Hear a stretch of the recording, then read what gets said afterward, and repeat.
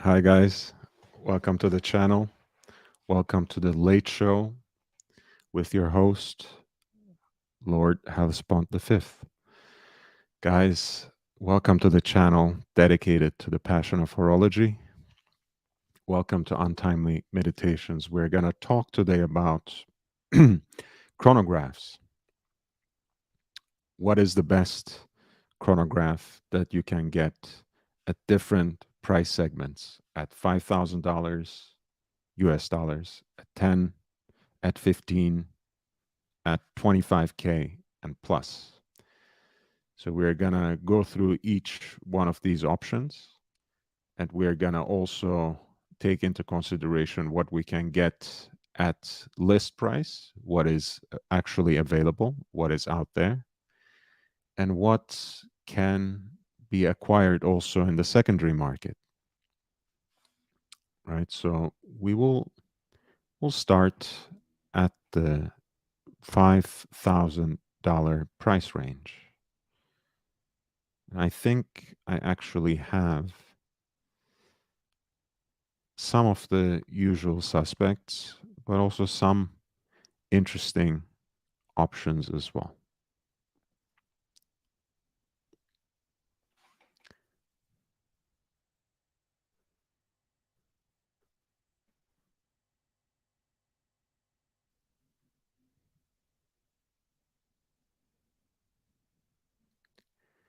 I'll start with Zin R500 under the $5,000 segment. It's an interesting take of a racing stopwatch with a vibe of a stopwatch converted into a wristwatch. As you can see, the design reflects that. Of course, they have a racing strap that goes with it with beautiful red contrast stitching.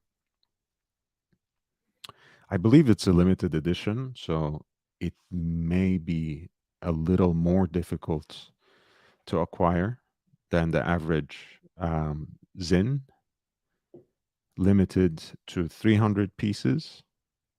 The case is made from titanium, high strength titanium, satinized, as they say. Sapphire crystal glass, interior tachymeter scale up to 500 kilometers per hour. I don't know what kind of object you're going to time at that speed, but hey, it's nice to have the option. You have the power reserve indicator at 12, which again is another variation on that racing theme. You have a little bit of German on the dial, which cannot hurt, right? We like something that's a little different, that has a little bit of a different flavor. This is why we're exploring it. And also, of course, you have a very different placement of the crown and the pushers, precisely because the design takes after a racing stopwatch rather than a standard chronograph. 20 bars of water and pressure resistance, which is quite promising.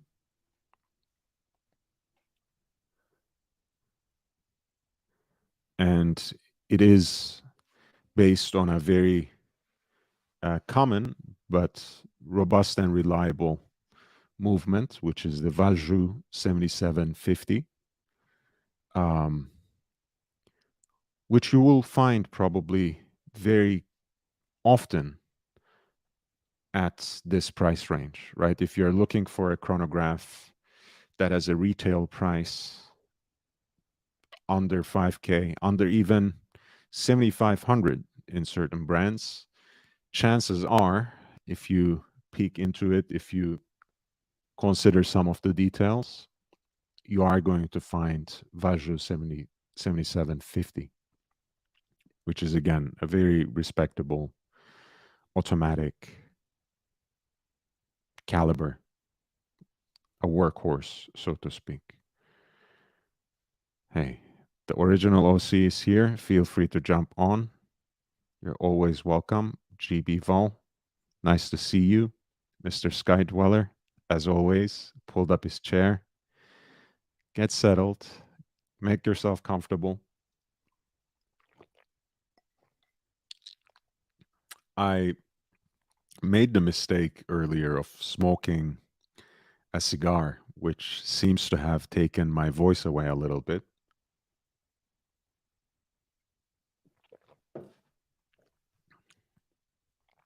But we'll see. We'll get through it. I might just end up upping Ricola, since we are discussing horology.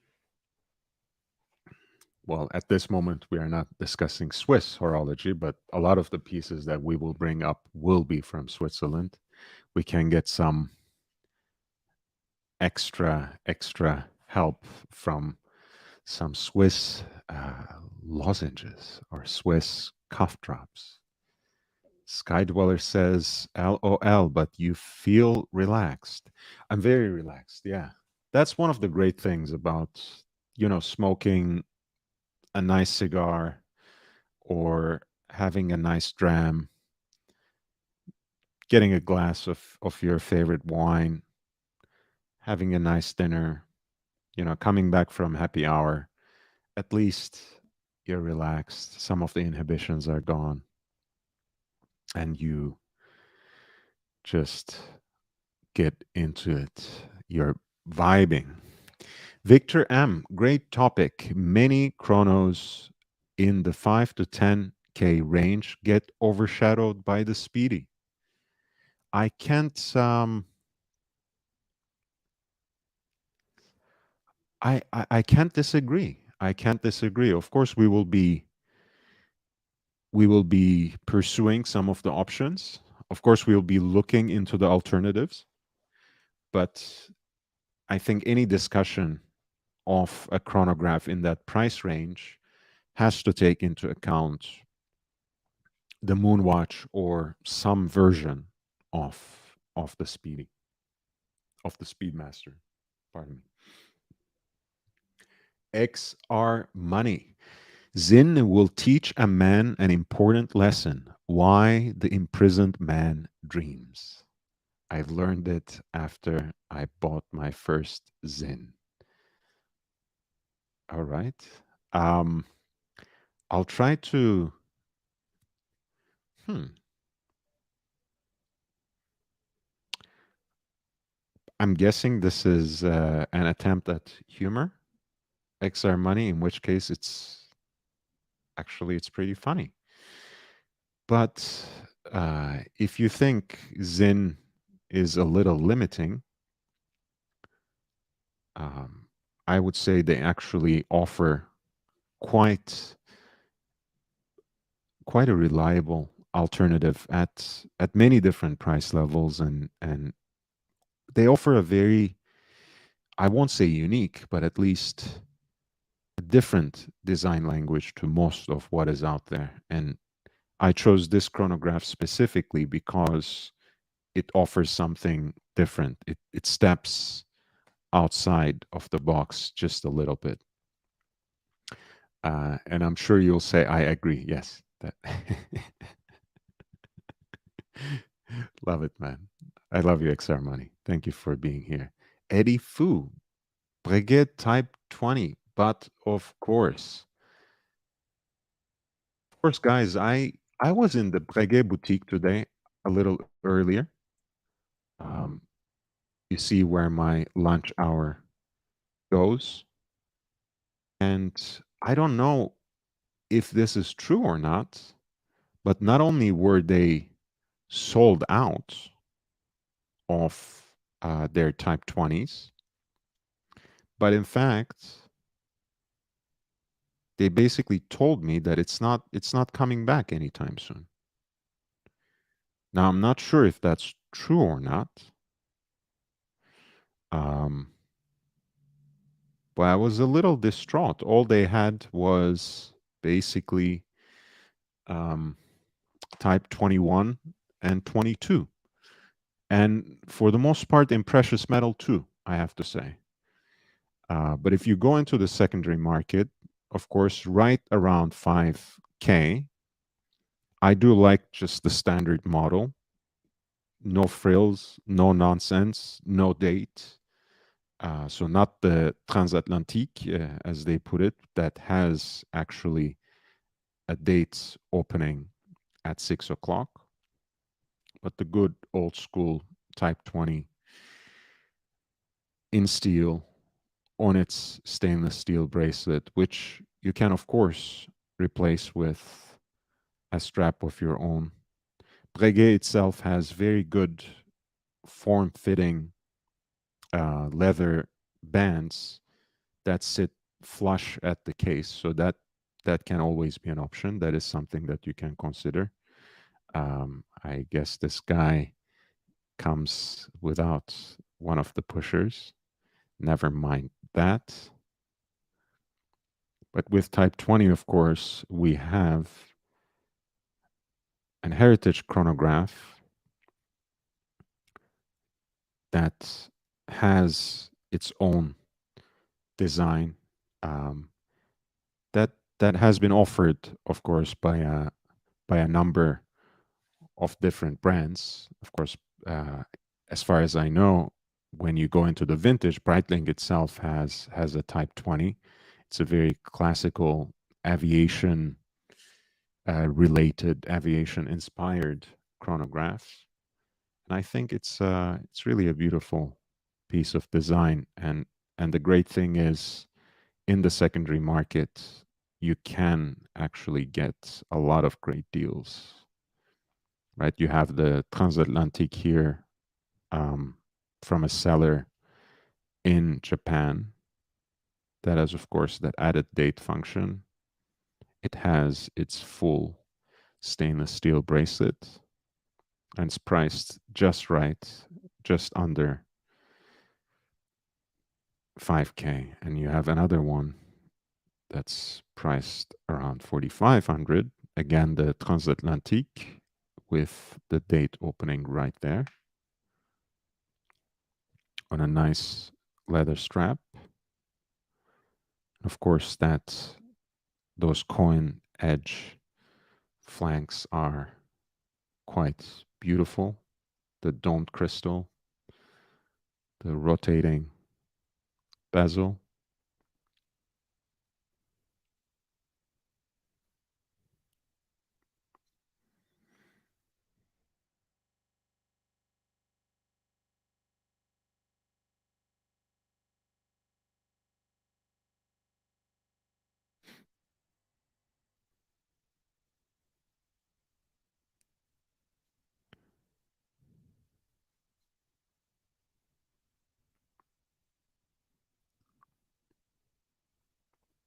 And yeah, the previous example that we looked at was a little beaten up, but I'm sure you can find one in a better condition, still not going too much over the limits that we have set ourselves.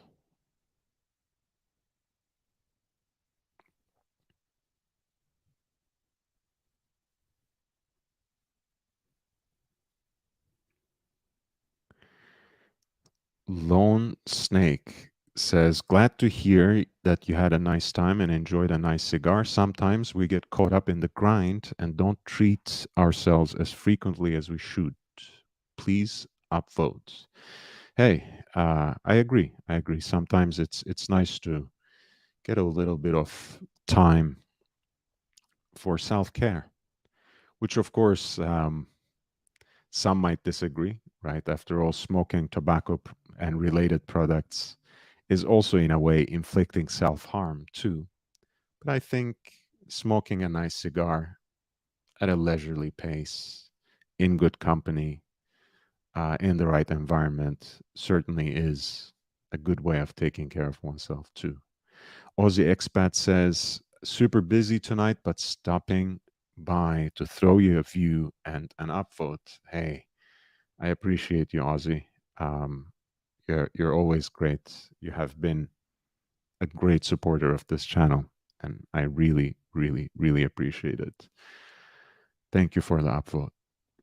Eddie Fu says, "Hey, how does Breguet watches feel in person since you are there today? I only see them in shop windows.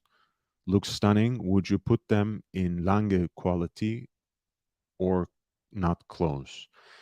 Um, Breguet, look, they produce less than 20,000 watches um, per year. For the most part, the attention to detail is is quite impressive. Um, but obviously, when you are looking at the Type 20, it's not really their piece. The Type 20 in steel or in precious metal, it's not really the piece where they really put on a lot of their um, handwork into. Um, a lot of what Breguet specializes are some high complications, right? Some grand complications, so to speak. The tourbillon being something invented by Abraham Breguet and something that they still carry proudly as a tradition. Um, the hand guided engine turning or guilloche decorations on the dial being again one of their fortes. When it comes to this level, I think it won't lack compared to any other sports watch, right? I don't think you are really in a territory where you are lacking in any way compared to Rolex or Omega. But whether it is at the level of quality you would expect from A. Lange und Söhne or something similar, I'm not sure. But also, this is not the price point, right? You want um, even in the secondary market, you want a chronograph from A. Lange und Söhne. Um, of course, it won't be in steel, but certainly you are going to pay 10, 15 times more than this. 15 is more about right. Um, so I'm not sure if that's a fair comparison, but for a sports watch at 5K, for a chronograph that has its own pedigree, Type 20 is, it's a flyback chronograph. It's a beautiful piece. It's a beautiful piece. I think it would be an unfair comparison to put it against high horology. Breguet kind of does a little bit of everything, right? They do a lot of jewelry like pieces for women. Um, they do have that marine series where they have these beautiful wave dials that are hand guilloche. So there's all sorts of different work they put in at their different price points. When it comes to complications, of course, that's yet another level. But at this level, they're just very good, right? Not exceptional, perhaps, but very good. J617 says gently used 910. Um, yeah, not sure about that particular one, but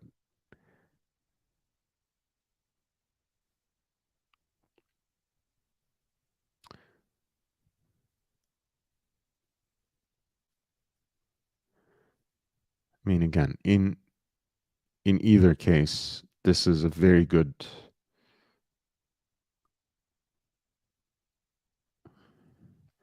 option. Around 5,000. Eddie reminds everyone up to upvote MCM. For technical advancements, my vote would be the Chronograph by Agenor in the Moser Streamliner Chrono, Zinga, and a couple of others, as well as 1815 Lange Chrono for its amazing design beauty. Jay was referring to the one that was missing a pusher. Yeah, it's certainly not gently used, and the bezel itself was really reflecting um, some of the after effects that use as well. Yeah, I mean, we can make a quick jump to the plus 5 category since MCM suggested. Um, this is also a flyback chronograph by H. Moser. Of course, we are talking about not only 25K plus, but really 40K plus at this point in terms of price point.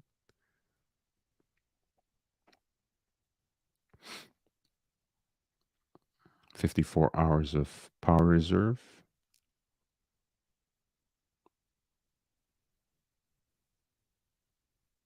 Endowed with a flyback feature, the chronograph can be restarted without having to stop and reset first. Intuitive and easy reading of the elapsed time. A clutching system that surpasses the traditional integrated chronograph movements thanks to the automatic winding system being hidden under the dial. The unobstructed movement can be viewed in its entirety. The dial is really beautiful, I have to say. I do appreciate the smoked or fumé effect they have on the Moser dials. It's really a delight on their wristwatches, but it's not really lacking here either. Here you can see the movement that MCM was talking about. Beautifully decorated and very tastefully exhibited here. Again, in a way that you come to expect from that price range, right? We're talking about a good $40,000 and more, in fact.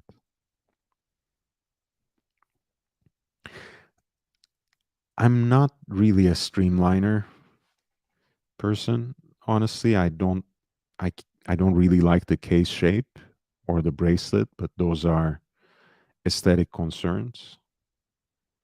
Anything that belongs to the dial and the movement, I can't really nitpick.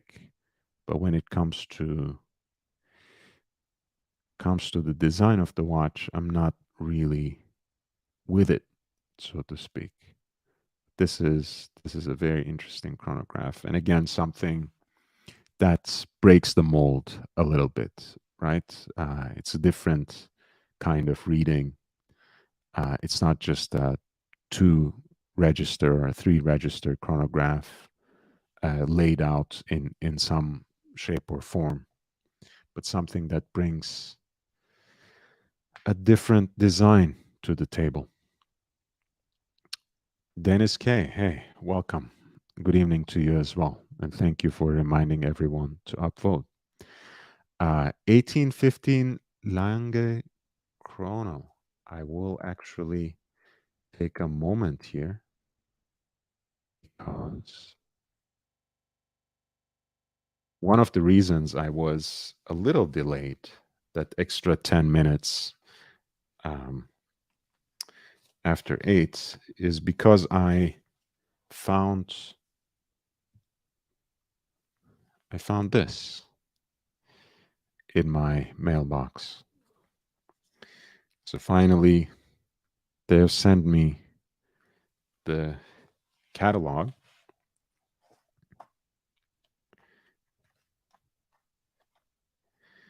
And I basically asked for it in all languages known to man.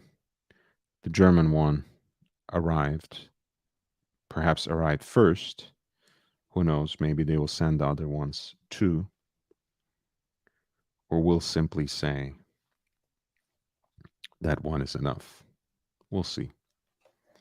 But there we are. Oops. The 1815. Whoa. A lot of stuff coming out. The 1815.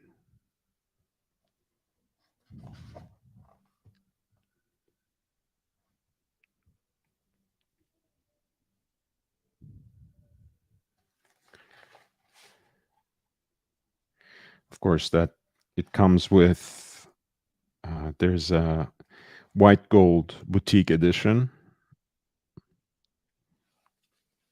which is very desirable in its own right.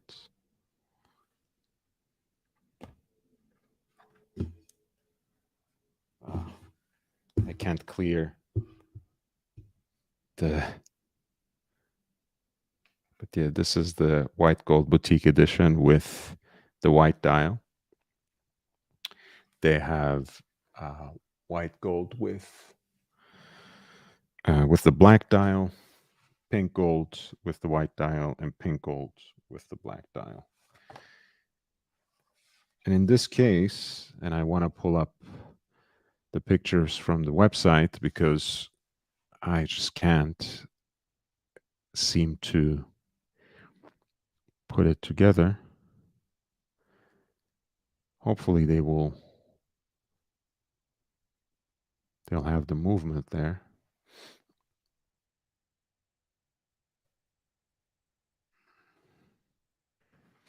Remember, we did a little bit of a segment on this specifically.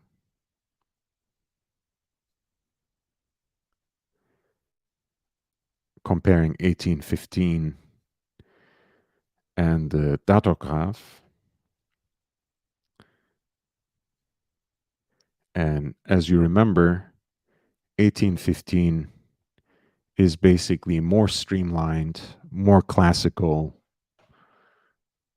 doesn't have luminous material on the hands. It doesn't have the power reserve indicator off and up. And it has a pulsation pulsometer, so to speak, instead of a tachymeter.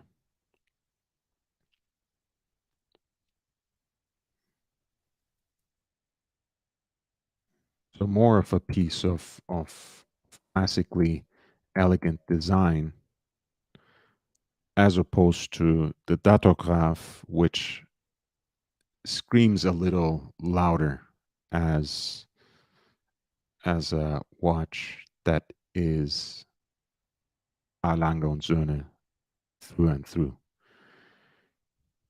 with its big date, with its power reserve indicator, with the loomed hands, and with that thick case of which the movement seems to basically indicate an entire, well, invoke kind of an entire urban landscape, right? It's really like a piece of architecture rather than merely an example of horological engineering. Alex reminds everyone to upvote. I look forward to seeing you, Alex, tomorrow. He says, I like the pulsometer. It's more usable than tachymeters. Hey, I can't disagree with that. I can't disagree with that. And it's there's something beautiful, I have to say, about the design of 1815. I'm so sorry. The website seems to be really taking too much time. So I don't know what's really going on with my connection there. But there we go. Finally, I seem to have pulled it off. Thanks for your patience. Thanks for staying with me. But yeah, there we go. With the datograph, which has practically the same movement, right? Just imagine uh, the same caliber with two added functions, right? One is the oversized date, of course, and the other one is the power reserve indicator. Other than that, you both have relatively classical two-register chronographs, pardon me, flyback chronographs. But in this case, you have those Lange alpha hands, quite generously loomed. Um, for the running seconds and minutes, you have blued hands, alpha again, and with a beautiful counterweight here for the seconds, for the running seconds end. Here you have the tachymeter instead of the pulsometer, which uh, gives this a little more of a sporty vibe. It's a watch that has a little more presence, that's heftier, that's chunkier. Still a very unique piece of design. Still not perhaps the sportiest watch you have ever seen, but I think before the Odysseus was introduced to the Lange range, this was the closest thing they had to a sports watch. So that's something to be considered.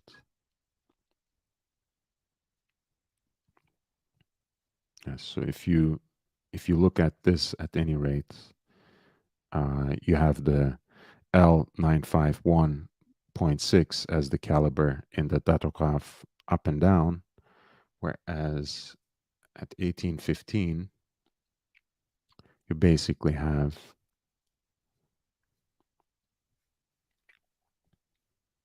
the same but different, which is I think 9155, I want to say.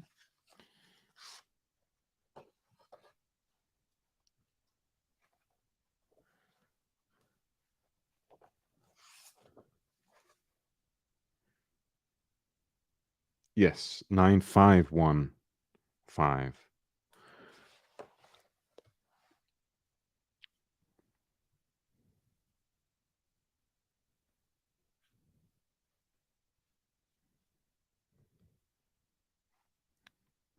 MLMJ, hey man, welcome back to the channel. So these were some of the options well above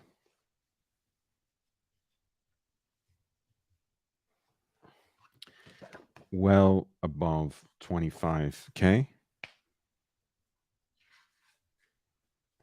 I was hoping that they would have a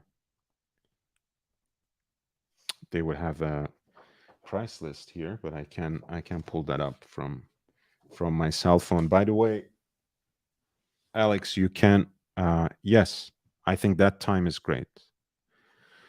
That time is fantastic. We can meet then. You know, it's a Friday evening, so it'll be busy. So the earlier we go, the better. The better. And you know, if we can't stay long, we can't stay long. You know, if one of us has to part, that's quite all right. But wait, what was I gonna look at? It's the Lange prices, right? Hmm.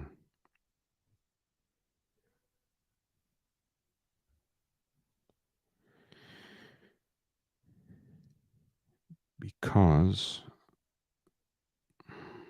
all right, so we looked at the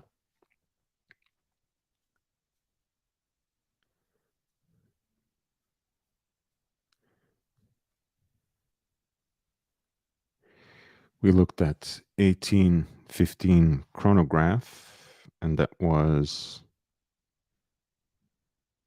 pink gold black dial, that's $60,000. And the datograph we checked out before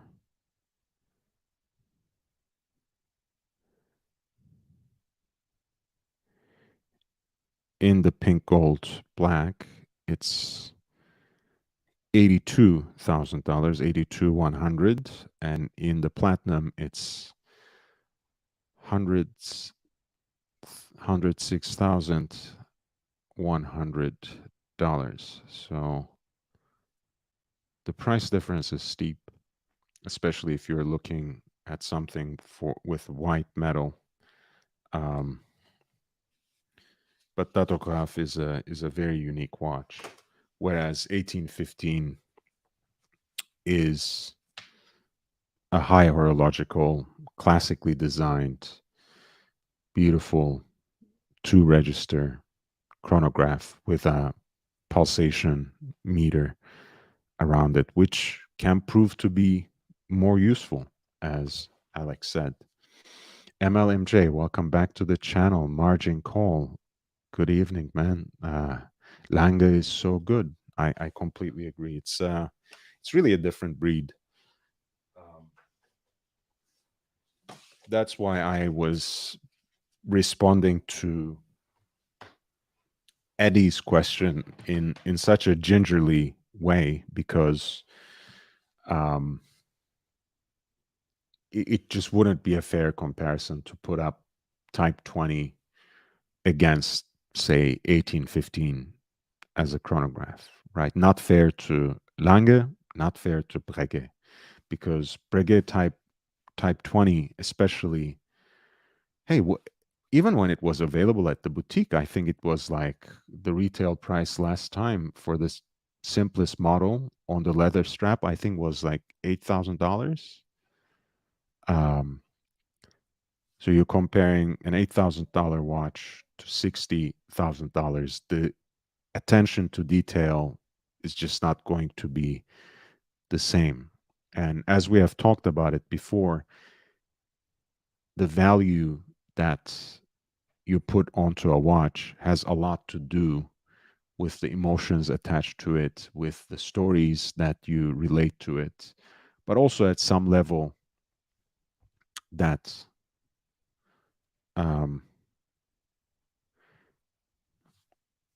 that uh, yeah, I'm sorry, I was a little distracted. Let's roll back to tape.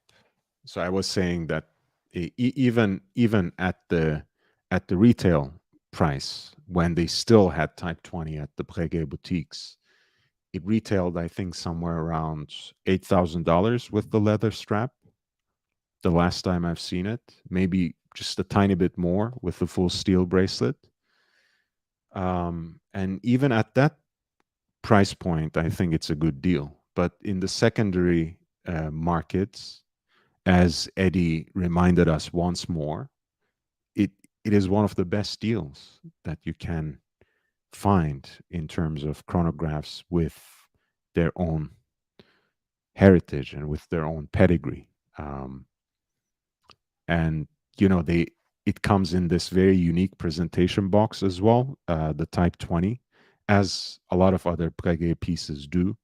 So if you get one of these, make sure that you get it with all the collateral, so to speak, with its own box, etc. And it's really a nice piece to add to your collection, especially if you want an aviation related chronograph. MCM was saying, I was a little surprised to learn that the order books are closed on all of Lange Chronos except the boutique edition 1815 with a deposit and 8 to 12-month wait from the boutique. MCM, look, I understand. I believe the new price for the Datograph is 92K starting in May 2022. You are probably right, Margin Call. The list I have might not reflect the most recent prices, so I do apologize. MCM, the when it comes to Odysseus, for example, right? They were just not taking any orders in steel. For the white gold, you had a similar weight if you basically bundled it with another piece.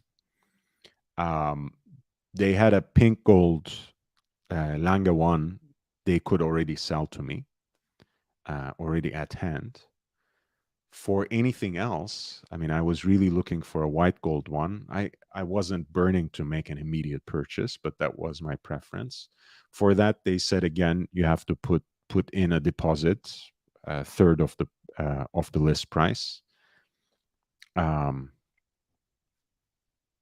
for the rest to be paid upon receipt, which in that case they said could take about 8 weeks.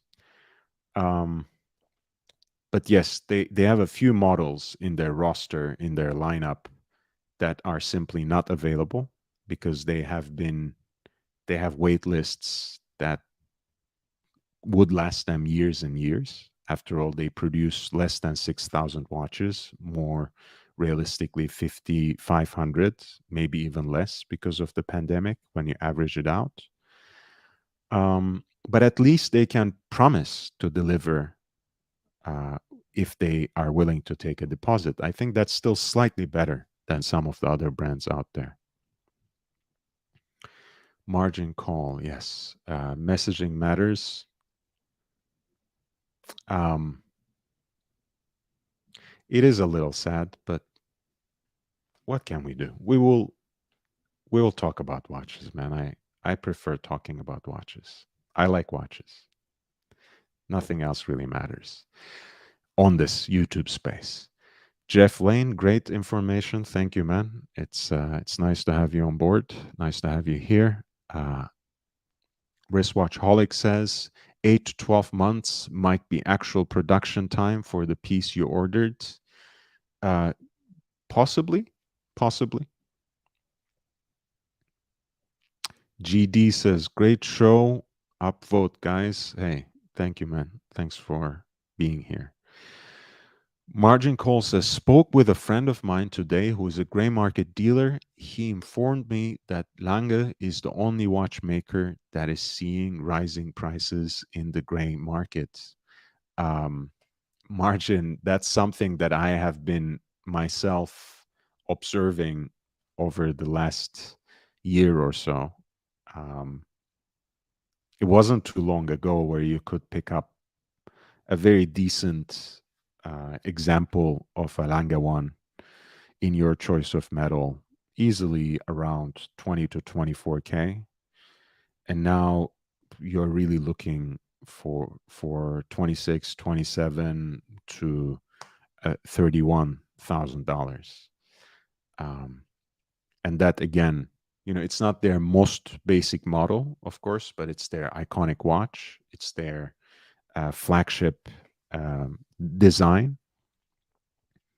Um, it's really the model that a lot of people would perhaps want to or prefer to get if they are getting into the brand. And yeah, it has crept all the way up to $31,000 in just a matter of a year, more or less. Um, which might be again small potatoes compared to some of the other brands and how they have been um, being hyped up, but Lange has been on a very steady increase in terms of its secondary market value, and that can be a good thing if you have actually put your money into Lange, like our friend George did, George Varghese, and it can be a little disappointing, if not exasperating, if you have been holding off, perhaps saving money, perhaps trying to put some other things together to get your first Lange. Um, they have been on a steady climb. Thomas Broadbent, welcome back, man. Value is a composite of intrinsic value, yes, which in this case would be the horological value of the watch, and intangible value, which can again relate to heritage and pedigree, so all the horological history that the watch has, as well as the stories and feelings that we invest into the watch. Then include a personal preference premium or discount and a popularity weighting. Hey, Basil's Bezels. Hey, man, thank you so much. And thank you as well. A special thanks, Basil, for being always one of the first to like whatever I post on Instagram. That's always very, very flattering. You know, when I put something out there and Basil's Bezos approves, I feel good. So thanks for that. But circling back to chronographs, guys, I'm taking all your recommendations. We weren't done yet with the sub 5K range. So if you have any recommendations, I can pull them up. But I actually have one more. Well, I actually have maybe three more to share, but perhaps one of those will already be um, suggested by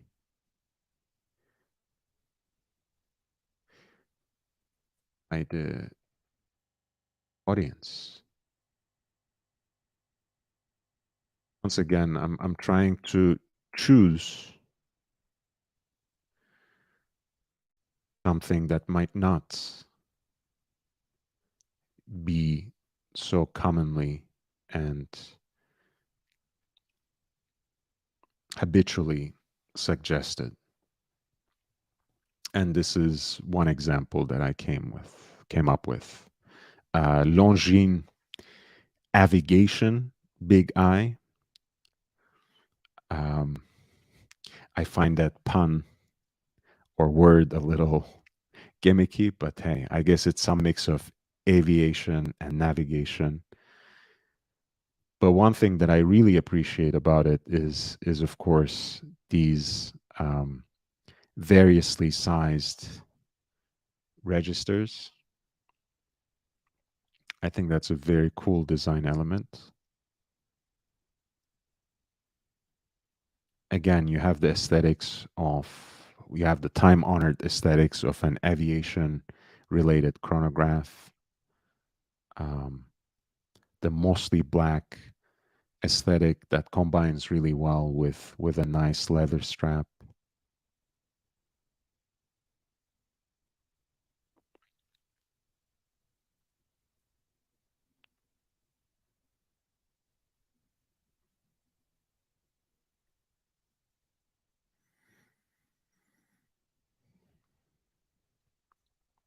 .41 millimeters, great size.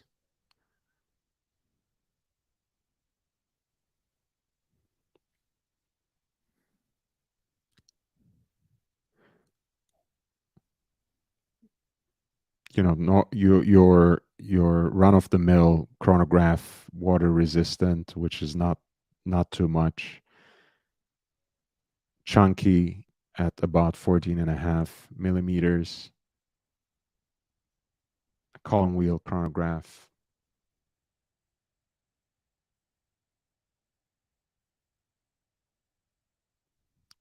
And the movement is Longines L6882, which, as far as I know, is a movement that's based on an ETA caliber, A 08.L01.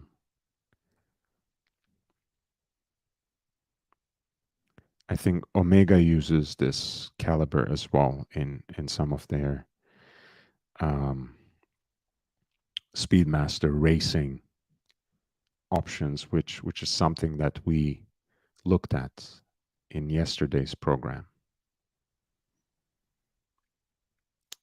And that retails, in fact, right under 3,000 at retail, at the list price, I should say, which means that it can be a very good deal if this is what you are looking for. Margin Call says, have you ever looked at Messina Lab chronos? I believe they are in the 5K range.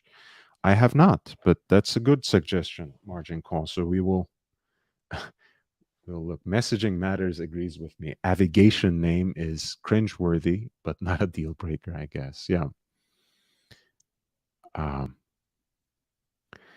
am I interested in the new Chrono Tokyo release tomorrow? Not really. I like Chrono Tokyo as a brand.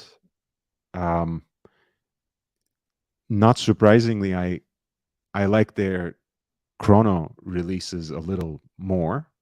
I should have signed up for the last roundup they had, and that was a Chrono they offered right around $3,000, if I'm not mistaken. Um,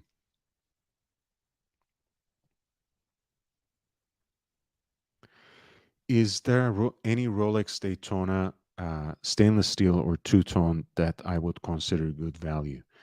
Um, Very quickly, we can pull it up in a little bit, Eddie. Very quickly, I would say, um, I think I would, if you're not too set on the ceramic bezel, I think I would go with a 5 digit or 6 digit, so 16520 in steel, or 116520, which is the powered by the first Rolex automatic chrono movement. You can look into two tones for those references as well. They can offer good value. Currently, I think the best value that I don't know if you can realistically get these um, from a dealer, from an AD. Um, but I'm gonna show you something very quickly. Um, Again, people have very strong feelings about any sort of diamond on the dial of a man's watch. Period. I'm very flexible. Pause. But when it comes to that, I think this could be an interesting value in the current lineup. If you can get it at list price, you're looking at a sub 20K, two tone, yellow gold bezel, yellow gold center links, pushers, and crown. Black dial. I think it's a beautiful dial, honestly. And you have 15, 30, and 45 at quarters, your coronet at 12 o'clock, and you have those beautiful, small, flawless diamonds for the rest of the index markers. Excuse me. So this could be an interesting value if you can pick it up at retail. And anything with a racing dial, like Thomas Broadbent suggests, anything with a racing dial could be a great option. Alex says 116503. Yeah, so that's what we were looking at, right? Yeah, so basically the same watch, but without the diamonds. And I'm sure in this case it would be impossible to get. Again, unless you have a very special relationship with your AD, Eddie. I don't want to invoke any false hopes. In this case, it's about $2,000 cheaper. The subdials are a little different. I actually like the diamond dial one a little better in this case. But again, if that's a deal breaker, this would be your other alternative. Um, but I'm sure it's nigh on impossible to actually get from your dealer.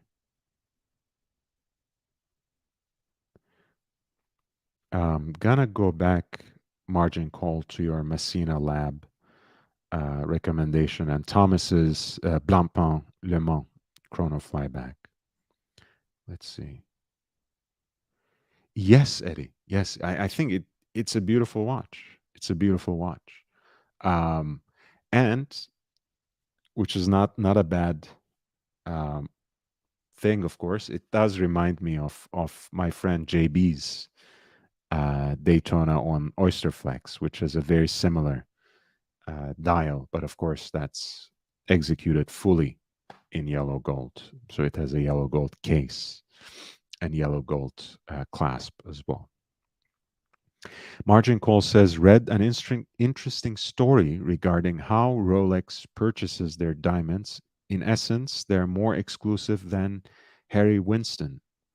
Yes, apparently they are sourced from the best of the best and really chosen very judiciously. So you are really getting very very high quality, discerning examples. I mean, you wouldn't expect less from Rolex necessarily, but still, it's important to know and it's good to know. Eddie is a VIP at his AD. He just walked in and bought a root beer. Hey man, Eddie, if they gave you the root beer and you actually like this Daytona or the one with the diamonds on the dial we just explored, which is actually what I prefer because it has that Patrizzi vibe. Patrizis are the 5-digit Daytonas that have a black dial but have these lovely outer rings that aged into a beautiful shade of cream, right? So yeah, for steel, then my suggestion would be to dip into the secondary market. Um, Depending on your preference, you know, you can go for the white dial, you can go for the black dial, especially the Patrizzi with um, the beamed out outer rings on the sub dials. This is Bob's Watches, of course. I'm sure you can get a better deal, especially by the end of the year. So maybe it will round off to something like 30K, which I guess for a steel Daytona in these crazy times could be taken as a deal. Um, or if you can get it at retail, I would go for a two-tone um, at your AD. The reason I insisted on 5-digit, Eddie, is because they're gone. They're not coming back. There will never be a Zenith El Primero powered Daytona ever again. So they will retain their value. You know, you will maybe pay around $30,000 or maybe a little more today, and in 5 to 10 years you won't regret it. Same way you won't regret a Rolex Daytona today that you buy at retail, right? So you might be paying a little more if you're invested in steel for a 5-digit today, but in time, you'll be rewarded for that choice. Not to say that the first generation of Rolex powered Daytonas, the 6 digits, are not going to age well, don't take me wrong, but the Zenith ones will always be just a little bit different.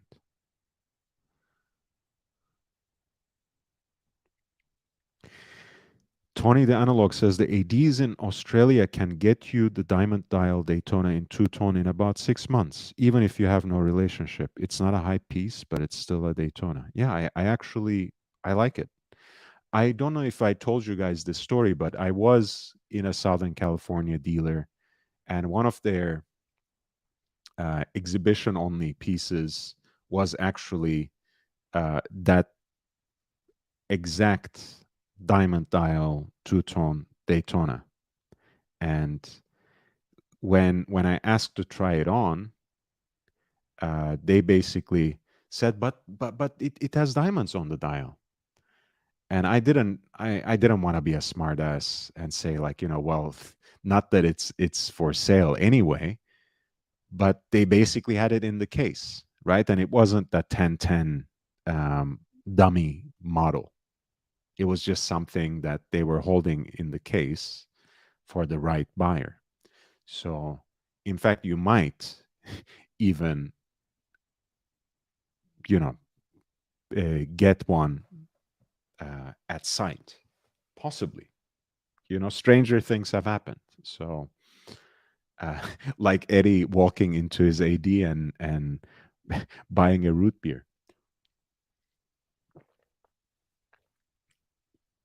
Hey, Dirk, welcome back to the channel, man. It's nice to see you. Guys, with that said, we just passed the hour mark. I'm going to roll back the tape and address some of your earlier comments. But in the meantime, if you have been enjoying the show, if you have been learning from it, please hit that like button, upvote. Every vote counts. Spread the word, share the link on other platforms. It really helps me. Subscribe if you haven't. Uh, we're getting closer to 1,000 subscribers every day, closer to getting this channel monetized. So I really appreciate your help in doing that. In the meantime, if you want to encourage me, if you want to support me, you can always consider a PayPal contribution. And the address for that is lordhellespontv@gmail.com, lordhellespontv@gmail.com. And I also have a Cash App, which is $LHVVV, $LHVVV.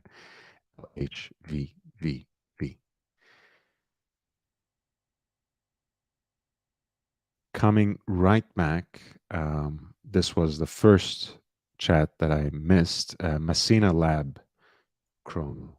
So Messina Lab is a brand that I keep hearing about, margin call.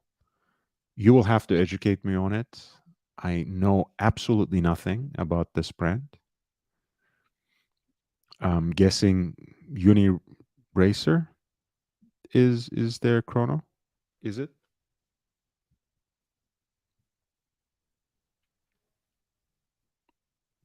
Let's choose this one. It's right under 35.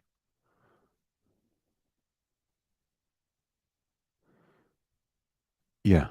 In fact, that's what you mentioned.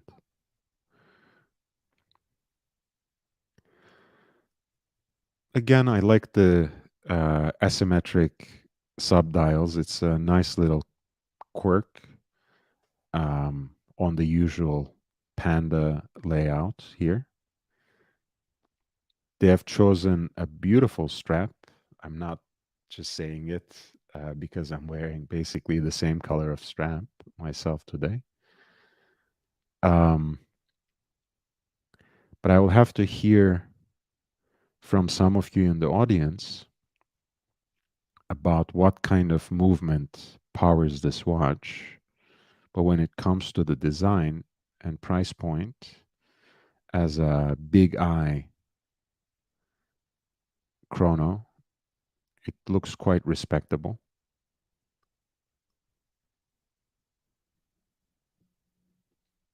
It's a manual wind movement. Do they make in-house movements, margin call? Hopefully I didn't lose it. Um, you'll get there, Bob. Oh, nice, nice. I'm glad we have this guy here. So guys, this is Marcelo's secondary account. He goes into all sorts of other channels as well to advertise himself, to talk about himself in the third person. It's yet another insight into the mentality and psychology of a very demented individual, very abusive and manipulative individual. So just take care, right? Maruchan Worlds, this is Marcelo, but this is the account of Marcelo where he talks about himself in the third person. Goodbye.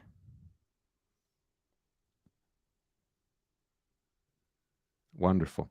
Thanks for being here, Marcelo. I appreciate your support. I wish you supported this channel when it was getting right off the ground, but it is surviving and thriving. Thanks, but no thanks to you.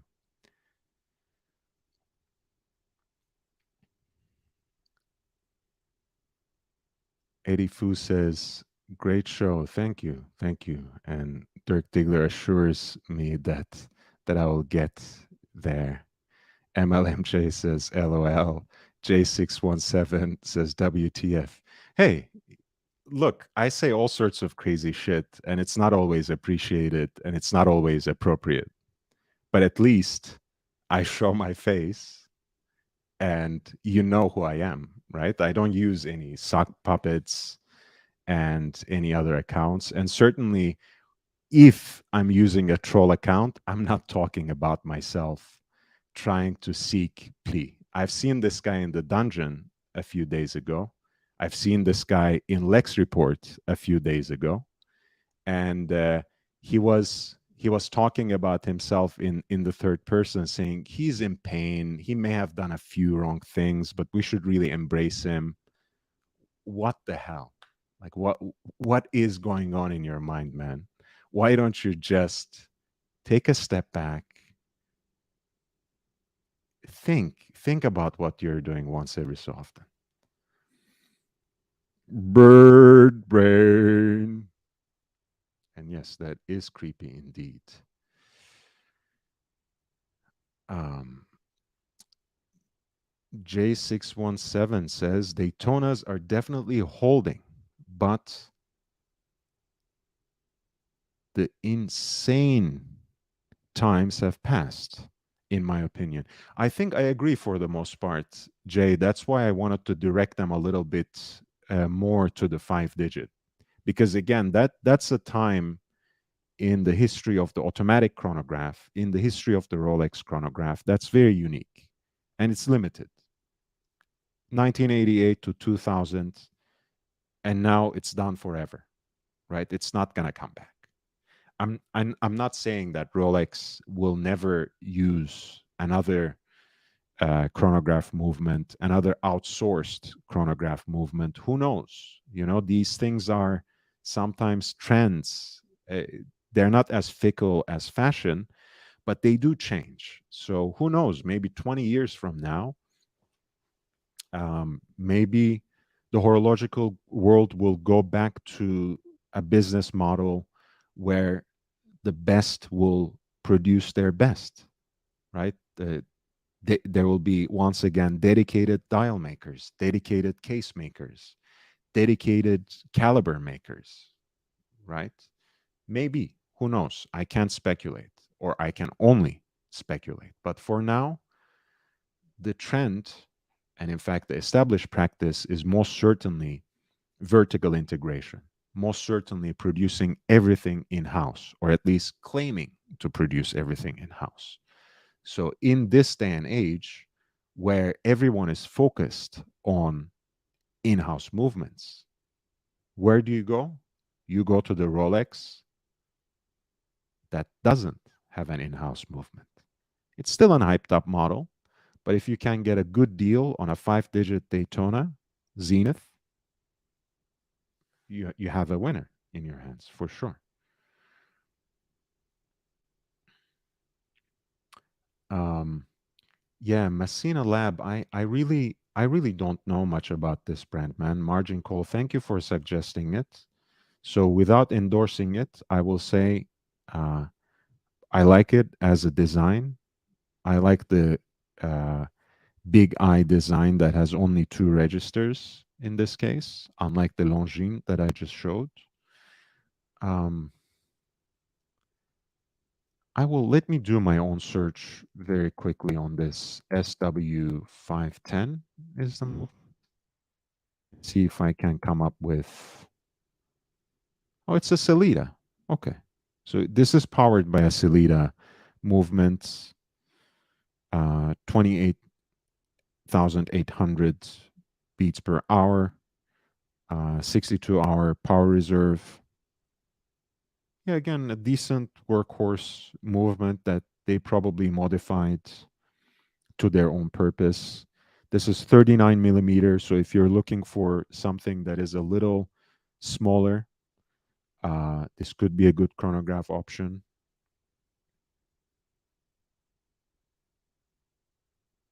Yeah, another decent alternative that I wouldn't have otherwise considered. So, margin call, thank you for alerting us. This was the Messina Lab Uni Racer.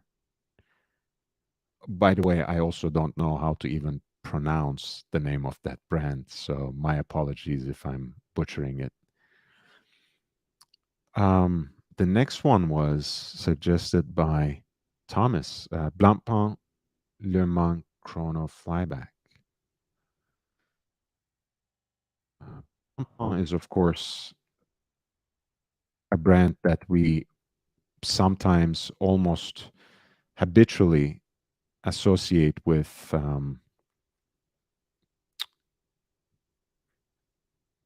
the 50 fathoms. But of course, it being the oldest established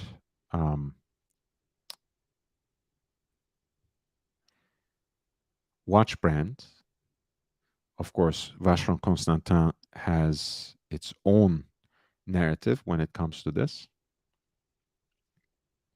right? Since Vacheron Constantin is actually having been established a little later, has been continuously running since its founding, whereas I think Blancpain was um, revived basically 2 times. But again, you have a brand that has its chronological pedigree.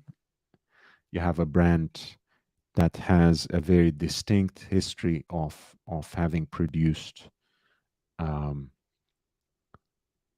beautiful sports watches as well, especially in 50 fathoms, and to a certain extent in Air Command. That's another chronograph series they have. But this is the 50 fathoms chronograph they have. A little bit of cognitive dissonance, perhaps, right? Because you have a diver watch with the added chronograph complication. Not much of a price difference between the pure diver 50 fathoms and this chronograph, which is a flyback chronograph, which has that beautiful guilloche decoration in the middle. So adds a little bit more visual interest, especially in this beautiful blue dial. There's so many different grades and shades of the color here that I cannot help but admire. The gorgeous sailcloth strap, and we are under 20K. And I'm sure in the secondary market or with a discount, you can find something like this under 15. You might as well. And Air Command would be another option that we have here. Um,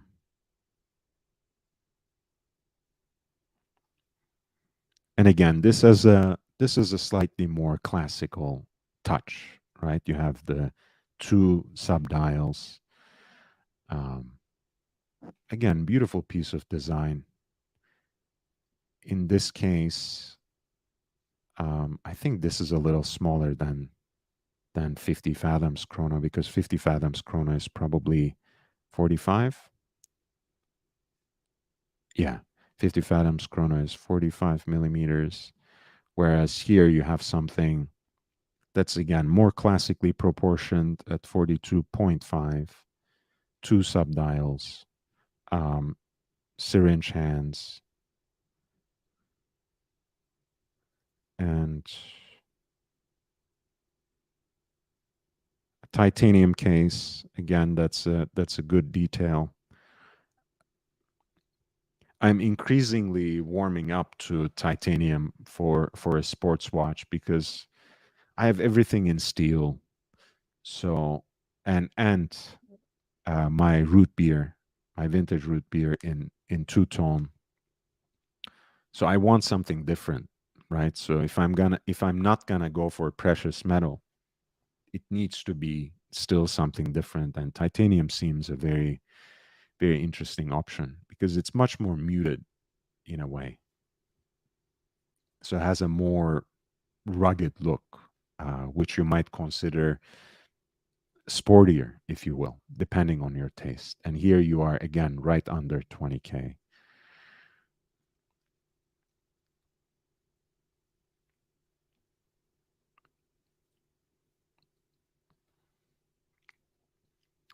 Hamilton is another value proposition we'll get here. Watch Nicholas. Oh man. I always, man, whenever I see you in the chat, I get so happy. And this time I didn't only get a thumbs up, but a peace sign and a heart as well. I must be coming up in the ranks. So thank you for that, Watch Nicholas. It really, really makes me feel good. Um, Thomas Broadbent says, before we go back to Hamilton for a great option for a chronograph under 5K, Thomas says the indication the Rolex is dropping is seen in the price unwinding of classic yellow gold day dates. Other models will follow. Yeah, I mean, you could pick up those day dates for 6, 7K on a full bracelet any day of the week. Again, not too long ago, just a few years ago. But I think that's a very good, Thomas. You're very insightful always. It's that's a very good indicator, right? Especially the 4-digit non-quick set um, day dates.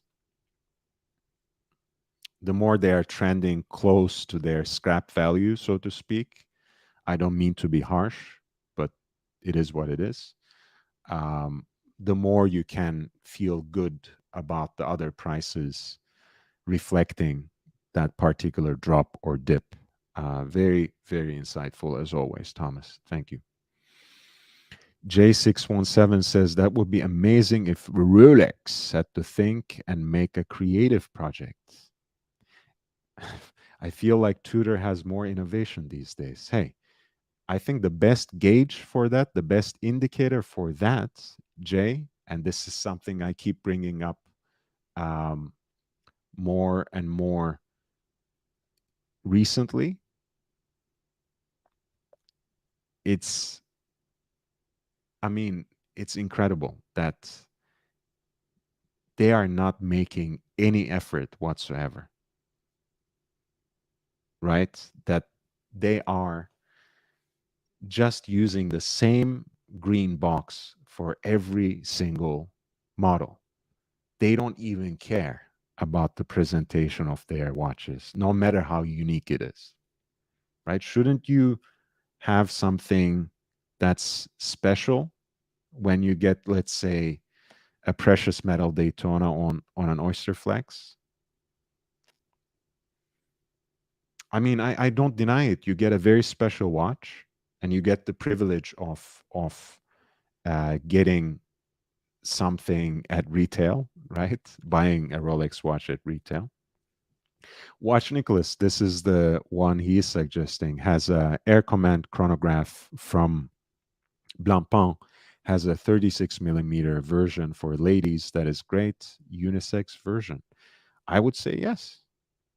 Look, I mean, chronographs are, I guess, supposed to be a little bit louder, a little more present, a little more, a little bigger maybe on the wrist, for sure. But if you're looking for a chronograph at 36, this is great. This is in precious metal. I wonder if you're still there, Watch Nicholas, please let me know if they actually make it in steel as well.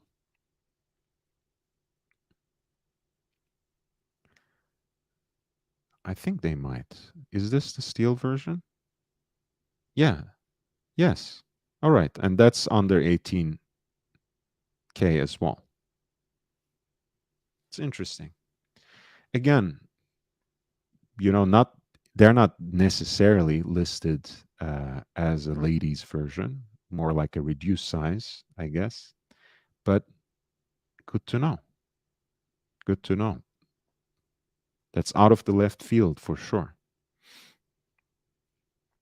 And it's still a flyback chronograph. So, of course, it has a slightly different movement, slightly different caliber in it, but great, great options here. Um, oh wow! All right, sorry that was in titanium, wasn't it? Sorry for tripping up, folks. Yes, sorry. This model that we just looked at, that rates right under 18K, was in titanium.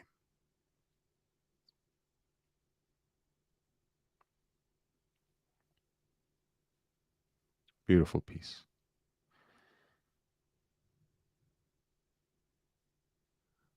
Hey, yes, Dirk, you must be really happy that we got to see our friend, if only for a little bit.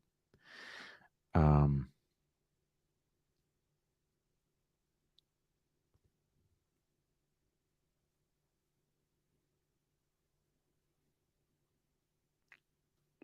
and Watch Nicholas says,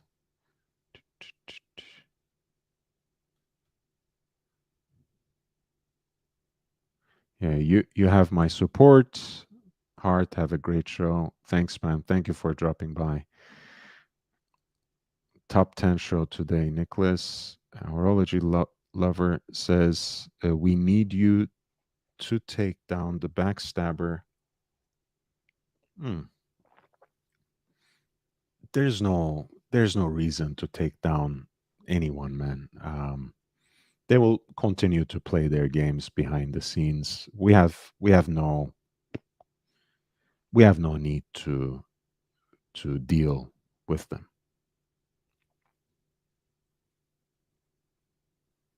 Yeah, we'll just focus on talking about watches, guys. It's all right. It's all right. We'll rise above those petty games. But hey, you have seen it yesterday. If they come here and bring that kind of energy here, we'll reciprocate it. If they stay away and don't try to sabotage and interrupt, we'll be just fine. This is the Hamilton American Classic Intramatic. Again, a very classical piece of design in the color scheme that we call the panda these days. Those two subdials with the groove in the middle. The loom is accordingly, again, given that cream hue to reflect maybe a little more that vintage vibe, along with the off-white scheme of the dial. I think again it's a very very nice piece. I should have switched to the US, I guess, right here.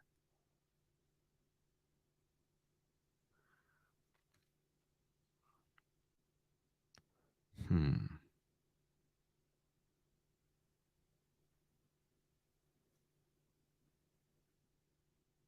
American Classic.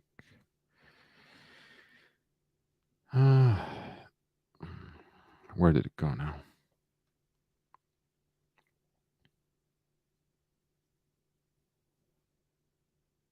All right, yeah. 2245. Amazing.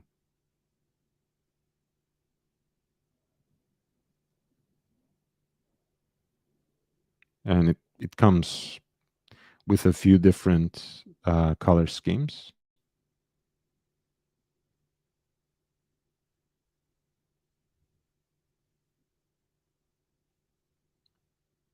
I think it's quite nice. I don't care much about the mesh bracelet on this particular model, to be honest.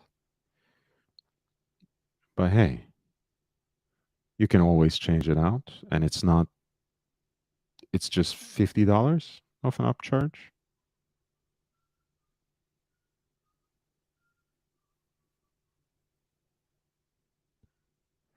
Wait, I feel like I had a slightly different aesthetic in that first image that I pulled up. Why do I get that feeling? Do they have a different model for the European market or something?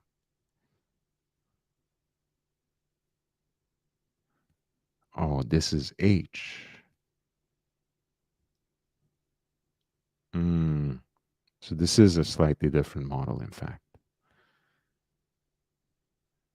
I see. But this retails also right under 2K Swiss francs. Let's see if I can find it in the US.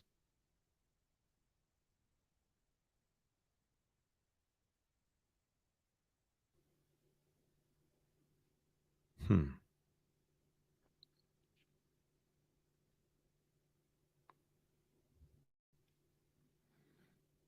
Yeah, I guess our favorite watch dealer sells it, and it's priced just right there at 2K. So yeah, great option. Thanks for reminding us. That's a great one. That it was margin call again, I think, if I'm not mistaken, when it comes to the Hamilton.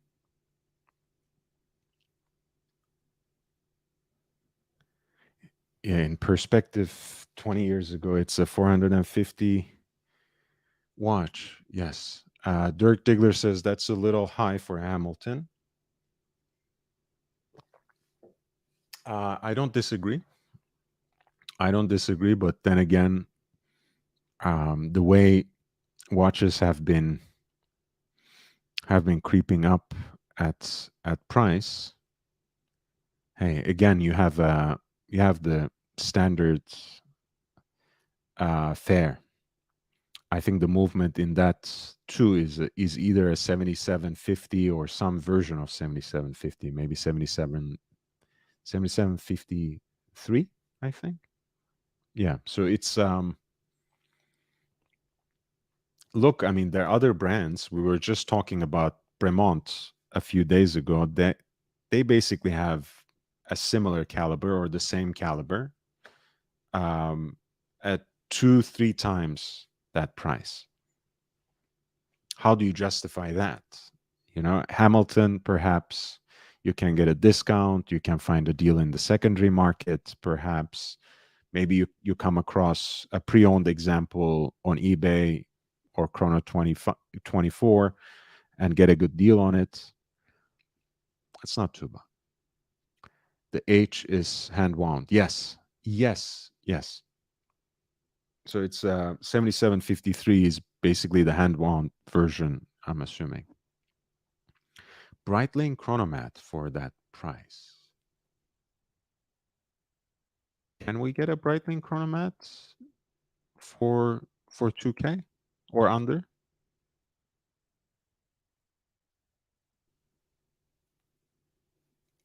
I'm not sure if we can get a Breitling Chronomat for 2K. Maybe I missed a message in between there. Wait, just tuned in. That is indeed a nice Hamilton chrono. What do you think about the Hamilton Pulsar? I don't think that's up my alley, really. Okay. Um, yeah, I'm not a fan of the Pulsar. The green is quite nice. Um,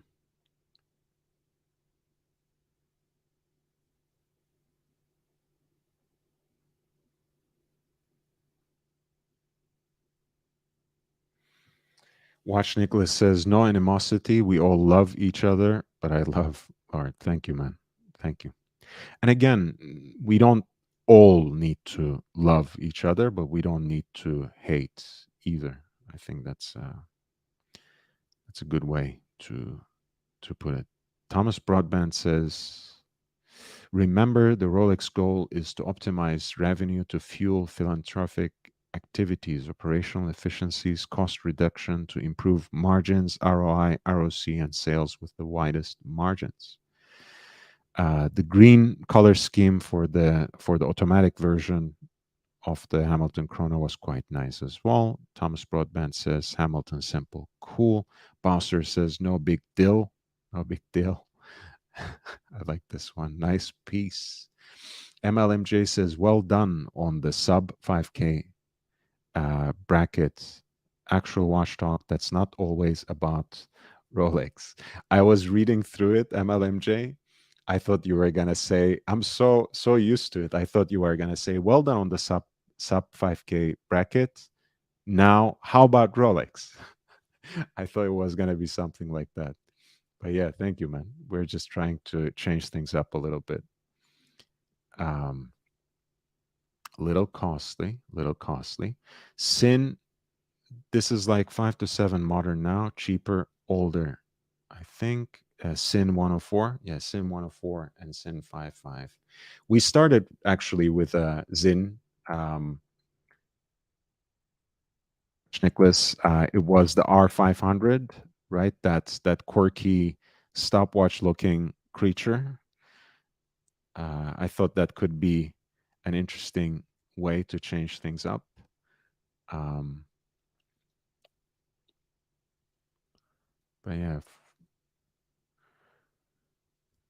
Zin makes good watches, but um, in chronos, I thought that R500 was a really interesting way to look at a different watch. And just to bring it up very quickly, there this is what we had, because I don't think everyone was here just yet.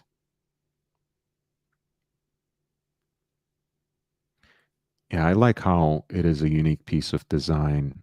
Um, I know it's a limited edition, so I don't know how available it is at 300 pieces, titanium case. I love the racing strap and the red accents that um, mesh really well with that red arrow of the center seconds. The power reserve, just a beautiful little piece. And that was, why am I blanking out here? I thought we had the price somewhere. I think that's around what, 3,500.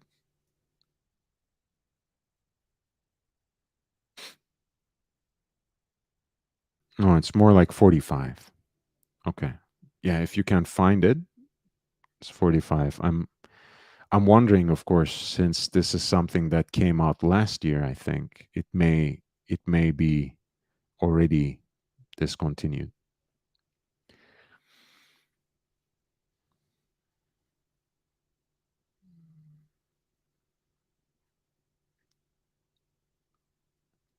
Yeah, would like a bullhead. Yeah, I think bullhead is is the nickname for this particular watch. It could be a very cool chrono to add.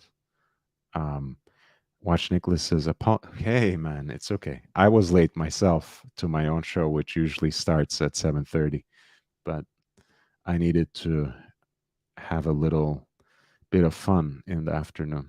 So yeah, I like Oris. Yasha V says, I believe the only Breitling one can buy for 2K are the quartz models. Some probably need to be pre-owned. Yeah, Breitling, you're jumping up a little bit on the price, but hey, we don't have to just talk about five. Um, but yeah, the new top time.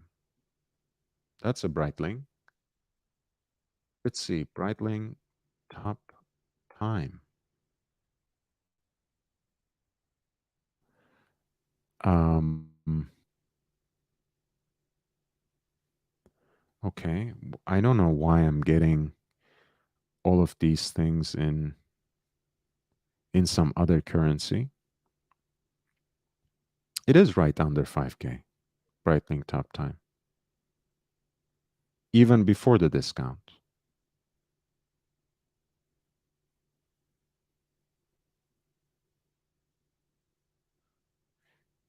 Yeah, right here.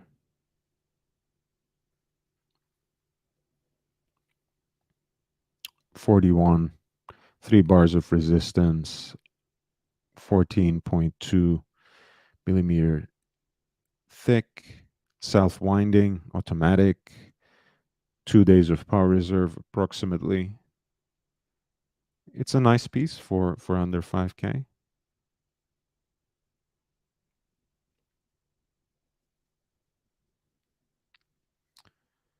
I don't know much about the Breitling 23 caliber.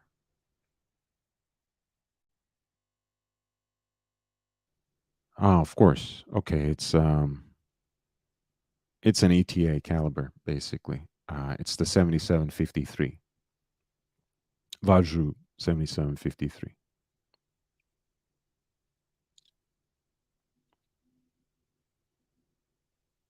But yeah, you see, when it's Breitling, it's 5K.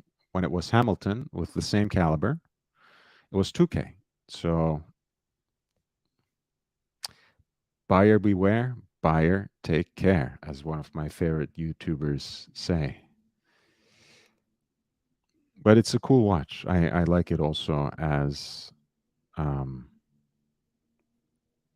as something under 5K. I'm not familiar with Oris's chronos, guys. What do you have in mind, Dennis K? Um, let's see, watches.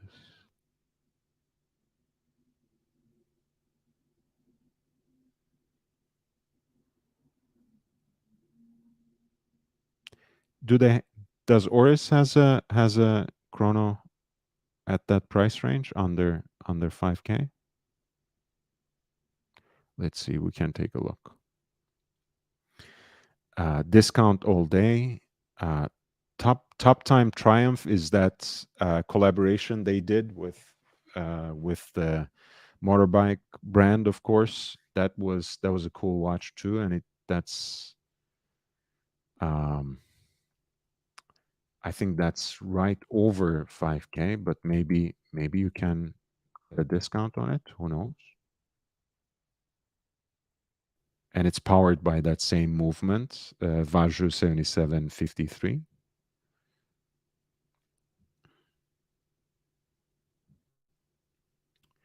Which, hey, again, um, and I do kind of like the contours of those subdials on this. Um, and Watch Nicholas has a good point. ETA means easy to service, and I can't really easy and cheap to service. Why not? Guilty. I like Zin and Nomos. It's a good balance. Good balance, especially if you read Zin in the English way, sin, and nomos, which kind of has this sense of the kind of law installing force that gives balance into the world. So that's a good balance between sin and nomos. I like both of those brands. To be frank and honest with you, Watch Nicholas, the only nomos model that I really like is Zurich, their world time, especially in the midnight dial. Um, but I can live with many other examples of it too. Watch Nicholas is a Zin fanboy. Full on John, yes, welcome. We just went through the Hamilton Intramatic Chrono. We went through Longines Avigation Big Eye, cringing a little bit about that name, but it's a beautiful watch and it's at the right price point. The Tissot PRX Chrono is something we talked about just yesterday, but why not bring it up here too? Because a lot of people are really huge fans of that bracelet. Um, People really like the bracelet of the Tissot PRX, and I don't mind the panda on this one. And I know it's really a legibility issue that they added these gold accents for the hands and indices, but that kind of moves me away from it for a little bit. God, that's too close. But I do kind of like the blue dial on this. And of course, the price range here, again, what do we have here? This is a Valjoux AO5H31 on automatic ETA movement.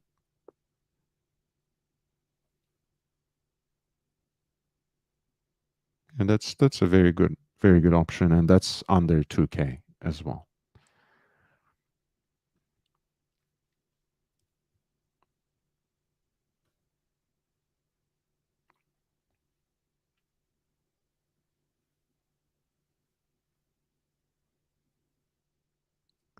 Yes, Dennis, that's very cool. Very cool. Oh, I need to catch up a little bit. Yes. So Watch Nicholas says, "Wow, I love the Tissot." Um, Full on John says, "I guess handling included. It's 52 millimeter lug to lug. This is the PRX, is it? I need to check." Um, Watch Nicholas Oris is mostly known for its divers. Yes, Oris Aquis is a really nice piece. Um, I I don't really have anything bad to say about their new ProPilot X watches too. Their integrated bracelet sports watch. Um, I think those could be cool too. Maybe in the secondary market, they can be had for an interesting price. Of course, none of these are any chronos, but yeah. And Watch Nicholas says, since you're being frank and honest, I can live with that. Kind of like the old school Hoya vibes in that Breitling. Yes, sir. The Breitling Top Time does give you that kind of Carrera Altavia kind of aesthetic. Very, very cool.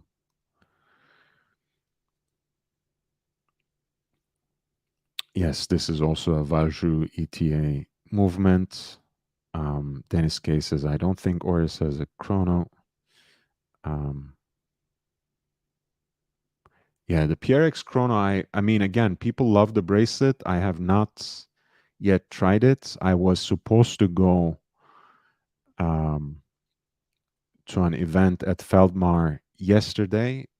I decided not to at the last minute. It was a Tissot event, so it could have been an interesting option to try, but I can always go to Feldmar. I'm sure they have a bunch of PRXs lying around, but the Chrono version is a little bigger, if I'm not mistaken, than than the standard PRX automatic 80. So that's that. MLMJ says, one of my watches I started my journey on was an Oris Aquis 43 millimeter. Nice, ML. And Full on John says, Teddy Bulbasaur released a video today on what? MLMJ thumbs up. Watch Nicholas. Watch Nicholas says Bulbasaur. Man, if only I had Watch Nicholas's ability to pun. I think I could take things to the next level. Love the guy, man. Um, guys, we are a little bit around halfway through. So if you have been enjoying the show, if you have been liking the content, if you want to support me, please hit that like button, upvote. Every vote counts. It's important for me. It gives me just a little bit more exposure. If you can spread the word, share the link on other platforms, that will be much appreciated. But I appreciate your presence and support at any rate. If you want to support me, if you want to encourage me, you can always consider before I reach 1,000 subscribers, before I get monetized, you can consider a PayPal contribution at lordhellespontv@gmail.com, lordhellespontv@gmail.com. I also have a Cash App, and that's $LHVVV, $LHVVV. I really appreciate it, guys. So we have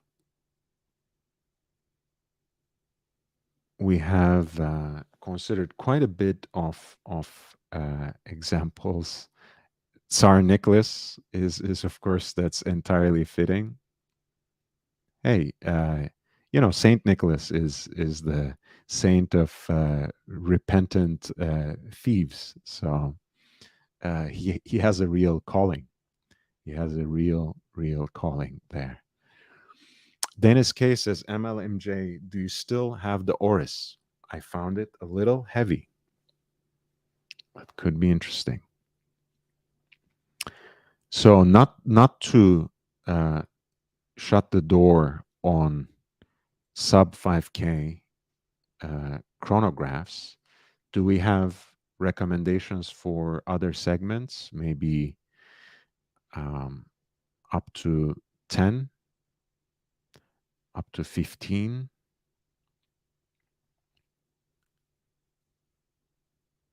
Of course, the we have the two tutors basically. We have Tudor Heritage and Tudor Black Bay, both great options. Uh, I think both can be acquired right around that 5K mark. So before we shut the discussion in any way, Black Bay is, I think, a little bit over 5K and a little bit over, no, exactly 41 millimeters. The list price is 53.25.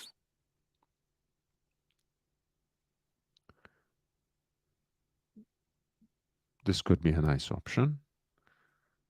But then we have also Heritage, which I also really enjoy as a piece of design. It's basically a take on their older Monte Carlo chronographs. And if I'm not mistaken, this is a slightly bigger case. Yeah, 42 millimeter steel case.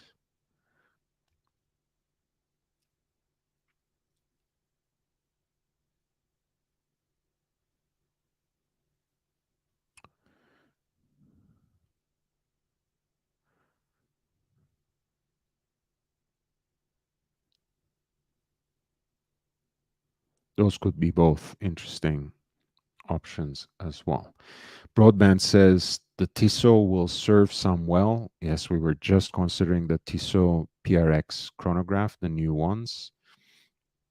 Watch Nicholas reminds everyone to support. Dennis K says we will always support. Lord, thank you. MLMJ says, Dennis K, no, unfortunately, I don't have the Oris anymore. It went as part of one of my purges. I have big wrists, so it was perfect. I think this is the 43 millimeter version. I did try the 39, however, and it was a little too small for me. Thomas Broadband says the Tudor big blocks will creep back to 5K. Tudor North flag. Um, is the North flag a chrono? I don't think so. No. Um, yeah. Thomas says, stay at 5K. This universe will get bigger every month. Absolutely. I think, especially um, in the secondary markets, day and day, we will keep um, we'll keep seeing more and more price drops. And I think it was Full on John. This is Full on John, I think. Yes, Full on John. Thank you so much for your PayPal contribution. I really appreciate it. Thomas, I agree. So keep the suggestions coming. I'm happy to stay at 5K too, but I'll also try to um, bring up some other options as well that take us a little further up, perhaps. But I would happily stay um, at 5K. Under 10K. I know my friend Aussie Expat was considering this watch. Um, let's see if I can actually just upload one of these videos very quickly, because I actually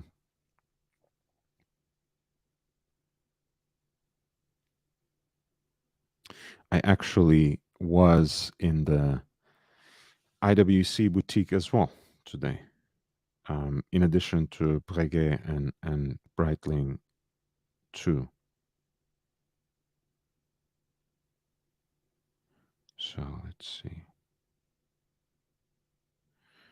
if I can just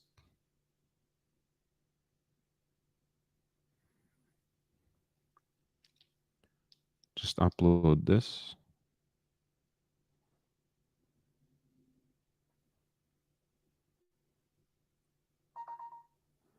Oh, it's coming.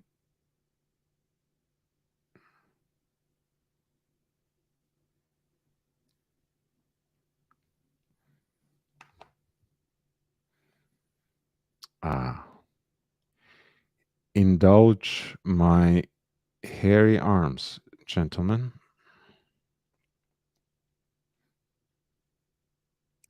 I remember one of the comments. If you think you have seen something with the unibrow, watch out for the eyebrow, a arm brow or something. One of the trolls in the chat commented, and that made me really chuckle.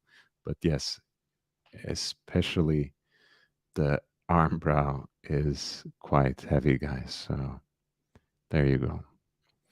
This is the new Pilot 41 special edition they have for the Mercedes AMG Petronas Formula One team.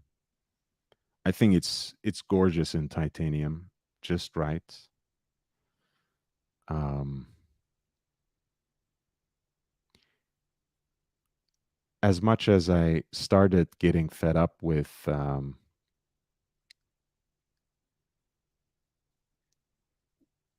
that Tiffany blue color, I think this is actually really tastefully done.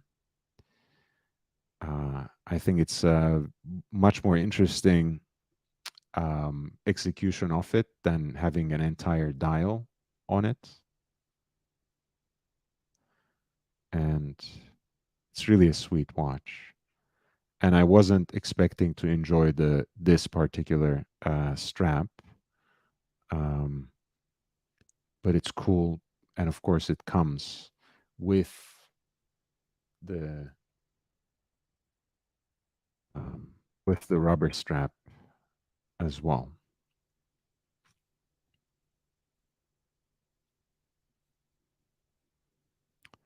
So let's see. And that's right under 8K. So we are in our new segment, so to speak, under 10K. Um, the numerals are basically painted on, but you have loom at 12 o'clock, 3 o'clock, 6 o'clock, and 9 o'clock, and the hour and minute hands. Not in the subdials either, so to speak. So you have the rubber strap with an ease X strap change mechanism, which is quite easy. Um, I am absolutely all thumbs when it comes to these things. I'm not very good, but even I got the hang of it in about 15 seconds. Um, and it retails for right under $8,000.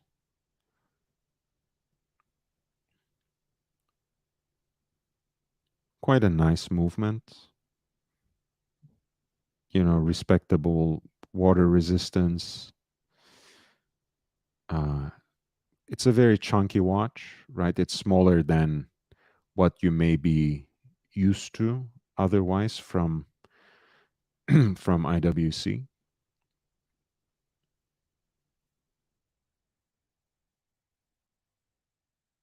It's still a chunky watch. It has a lot of wrist presence even at 41 and even in titanium. So I actually quite enjoyed it, and I was very positively surprised. Um, I don't think this was a watch that I would seriously consider, but having checked it out closely and having put it on the wrist, it's suddenly an interesting option. And once again, you probably heard me a couple of days ago when my friend Justin Forge was here, and I was telling him that I'm really not a huge fan of the 6 9 12 configuration of 3 register chronographs, but I didn't even mind it on this particular piece of design. I guess just because everything comes together so well that I didn't even think twice about it.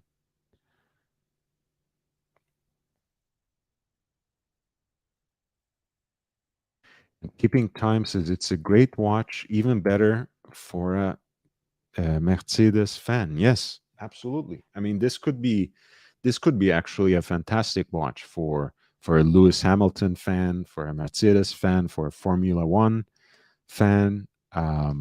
It's a great size. I think that makes it really very wearable to a wide range of people. When I tried the 46, 43 millimeter versions of the Pilot Watch IWC, it doesn't look good on me. 41, I feel like I can pull that off. Um, got tier others photo. Yeah. Derek Diggler. I've never bought a watch on. Okay, I missed a lot. Wow. Did you cover the Cartier Pasha chronograph? I have not. Watch Nicholas says, oh, I missed a lot. Okay, let's start here. Full on John, thank you for your PayPal contribution. Dirk Diggler says, I like heft, makes me feel like money well spent. hey, um, some people are into that, and I understand. You know, sometimes you're looking for some sort of heft, um, a little bit uh, of junk in the trunk, so to speak, when you want a sports watch. Why not? I think that's a different vibe. I don't always go for it, but I really enjoyed it this time. I want to pour myself a drink, thanks to Full on John's contribution. Um, Kilcarran,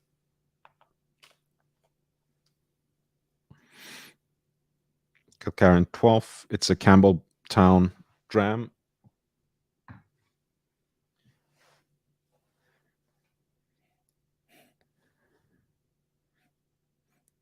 It's very citrusy on the nose.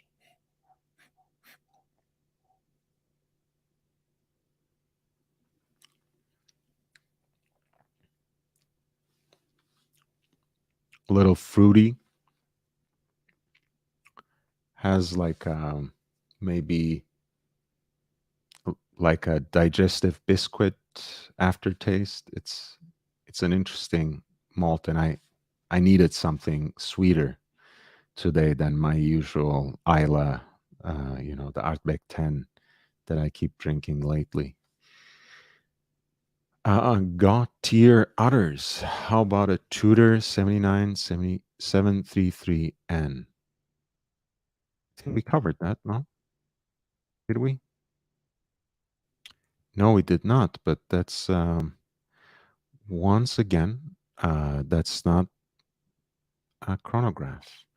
I'm not very good with the Tudor reference numbers, so if I get them wrong, with all due respect.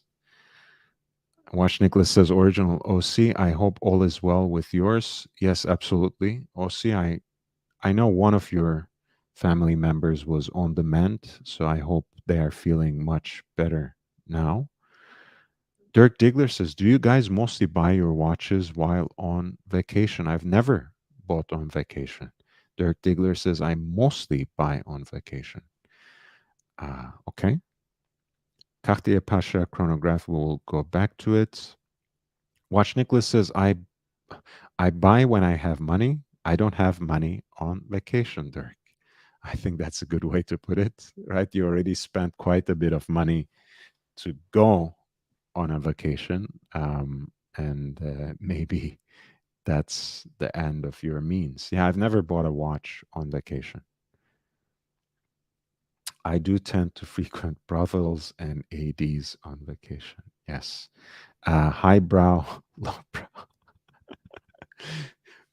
Watch, Nicholas. We are unibrow here. So we are trying to strike that happy medium between highbrow and lowbrow entertainment. My wife says that watch costs more than our vacation. Yeah, that's always the choice, isn't it? If you are married, um, happily or otherwise, married with children, do you get a new watch? Do you take your family to a vacation? That seems to be a luxury purchase that many people were considering. And hey, maybe that's why people bought more watches during the lockdown, because you don't have to take the family on vacation. You can just buy yourself a new watch. Um, about the IWC special, it's more like a teal. Absolutely. Yeah. Again, I don't want to, that's for the secondary market dealers who are trying to hype up um, any and every single watch by calling it Tiffany blue, right? But even in this shade, I think if you had an entire dial with accents in black, I think that would be just way too much. On this, you know, black dial, when you have these teal accents, which again is entirely justified. This is a collaboration they're doing with Petronas, and Petronas has this exact color on their livery. So why not have it in a limited edition watch that is dedicated to them? So it's something that makes sense. It's not priced outrageously. It is available.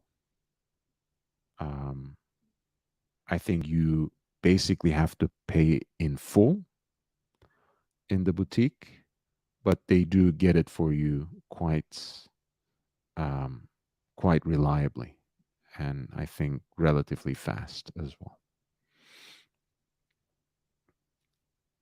Pauli says, "Watch Nicholas."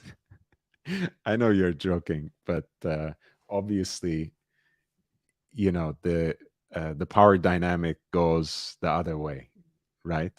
So if that were the case, Watch Nicholas would chase me out whenever I appear in his chat because I would be stealing the leads. So I'm grateful that he's here, and he's acting exactly like I act in his chat.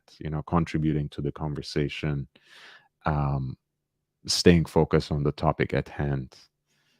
He's just a brilliant guy to talk watches with, man. I met Watch Nicholas before all of these things broke on that other live stream, right? 24/7 one. And he was one of the most pleasant people there. He wasn't the person who spent most time there. He wasn't there all the time, but whenever he dropped by, he always had great conversations with us. And all these nasty things people said about him, people tried to do to him, it just blew my mind. So I'm glad I knew him before, and I'm glad to still know him, um, and exchange in this way with him. Dirk Diggler, I've never bought a watch on vacation, although I should have in Jamaica. The Rolex AD had pretty much all. I think the ADs in the Caribbean can be, or used to be at least, a good resource to get Rolex at retail. I'm sure it's the same now as it is everywhere else. Wash Nicholas says, I can't afford, period, Dirk. LOL. Gautier says, Watch Nicholas, please don't expose me the way you did TT. Watch Nicholas says, I had an ex force me to buy her a watch on vacation. Hmm. Um, I like dominant women, but that's not the avenue of my preference, honestly. I don't like to be forced to buy things. And I'm glad you're talking about an ex, Watch Nicholas. And um, my congratulations to you for having successfully extricated yourself from that relationship. Paul, we did the metabolic workout today with kettlebell and slam balls. Pauli is all about slamming balls, man. He's always at it. um, Watch Nicholas says, I like Nico. I'm not exposing him. Well, I mean, Watch Nicholas. He has already taken his shirt off. I think he's exposed enough.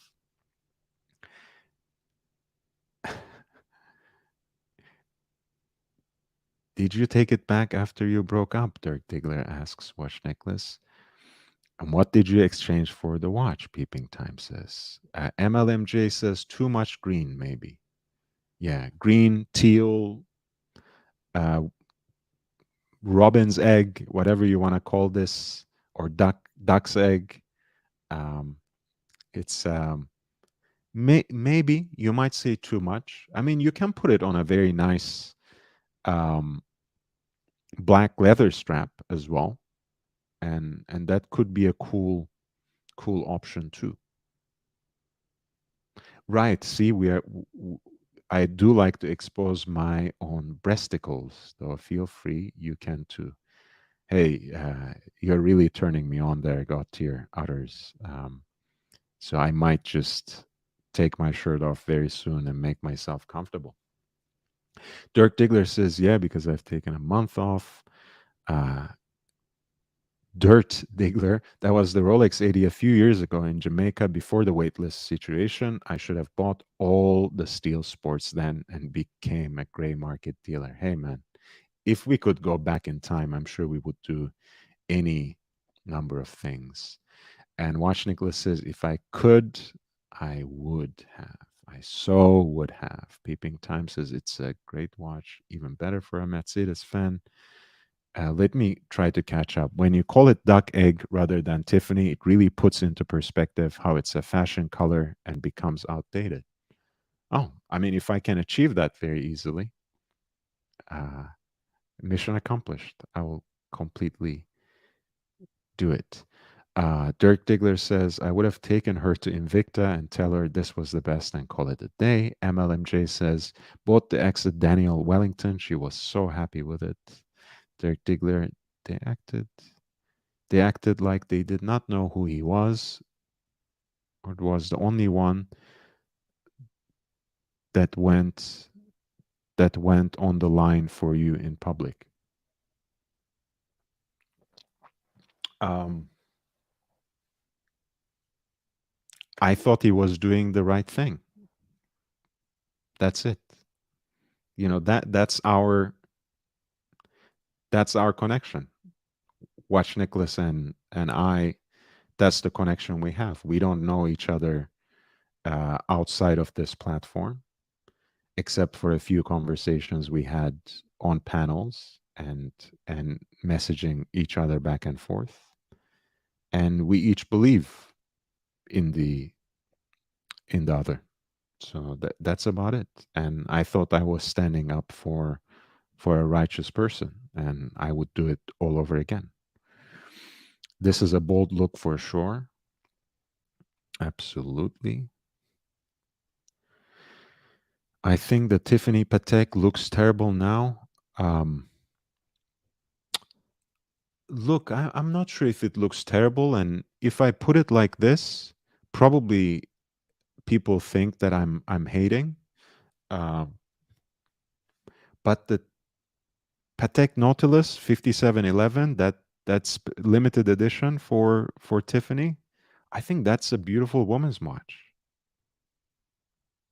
Like imagine a woman who is obsessed with Tiffany and Co. You know, the a la breakfast at Tiffany's. Um, I think that would be great. I know everyone wears it. I know mostly it's been photographed on the wrists of men, and it's just fine. I think at any rate, I don't like Nautilus that much. And I do think it's actually more feminine than masculine for a sports watch. It is sporty, even though it's also dressy in that old school Janta tradition. All that being said, I think with the Tiffany blue dial, it's a great woman's watch, but there are only 170 examples of it, so um, not many people will say it. Dirk Diggler says, I may stay up late and watch that Kenobi Disney Plus. It's coming out today, man. If it's coming out today, I might have good I might have a good plan. Jake Brooks says Tiffany is the watch or Jesus. Good night, Dennis K. Dennis K left. I think he's in Canada, so it might be already past his bedtime. Tiffany 50 fathoms. That that could be an interesting. A 50 fathoms with the Tiffany dial. I think the blue one. I know we are talking in chronos, but can I just pull that up? The blue one, uh, the titanium blue. I think that's an amazing watch. This is a watch that I did great injustice to in the past, um, and that I have really grown to like over time.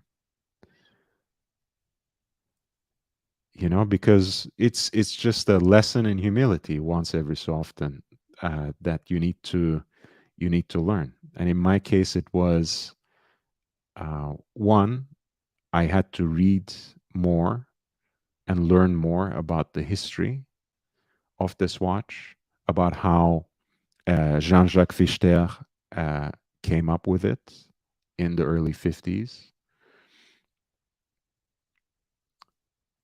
Uh, what kinds of unique aspects that it brought to the table as inventing the entire genre of a modern diver's watch.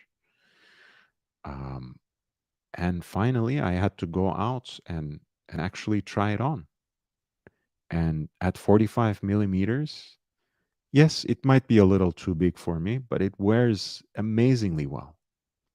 And really, it looks like a proper dive watch should look on your wrist, right? I have a great quote unquote dive watch in my 5513, but this feels like the proper representative of the genre than like the great sports watch that a Rolex Submariner, a vintage Rolex Submariner especially is. Dennis K says it's 1:15 where I am. Have a good night. Good night, my friend. I hope you are good and you are already settling into your sleep. Paulwy says that IWC with Tiffany colors is fantastic looking, but fast forward 20 years, not so much. Possibly, possibly. Again, that's why we recommended it, especially for a Formula One fan or a Mercedes fan or a Lewis Hamilton fan, because to them it will be a collector's piece as well, right? And it will be timeless for that reason. Pardon me. Watch Nicholas says agreed. Peeping Tom, Peeping Time says 50 fathoms.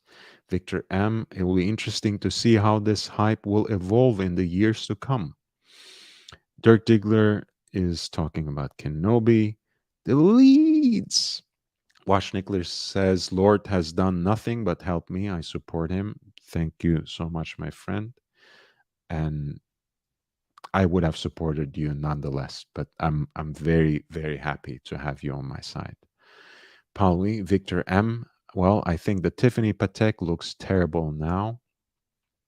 Again, I beg to differ, but I think it's a niche, it's a very specific kind of watch.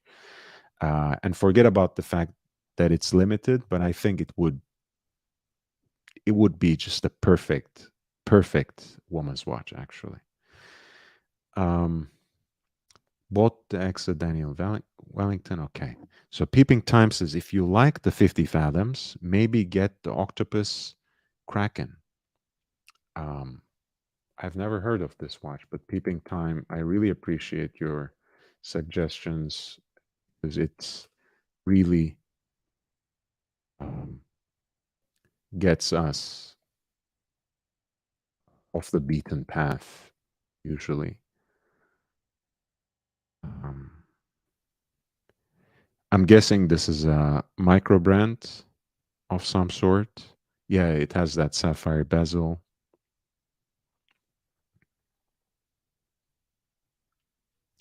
Yeah, I'm really resisting to say it's a cracking watch, but looks interesting. Yeah, as an homage watch, it can be quite interesting.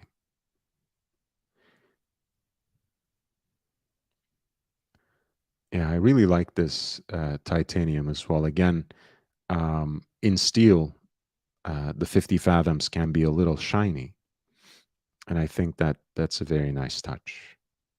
The titanium, and if I'm not mistaken, the titanium models also have an exhibition case back. Um, Beautiful movement. So I don't mind that. But yes, after that little digression, Yasha V says, so the question is basically what brand didn't do uh, Torques dial yet? Um, Lange und Söhne. They also didn't do a green dial. By the way, guys, I just received an email from Gégé Lecoutre saying there's still time to get your Polaris date, the new green one. So apparently they're not selling all that well.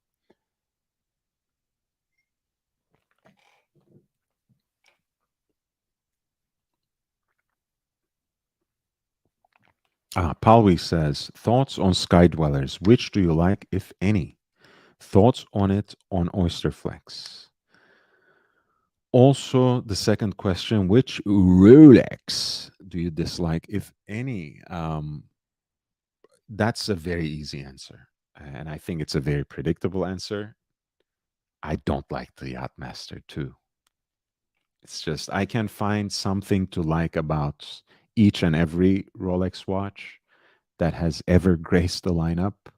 Yachtmaster 2, I can never find something to like about it. Hey, Dirk Diggler, good night, man. Um, the Polaris is actually again a very underrated watch. I think it's beautiful. It's beautiful. Um,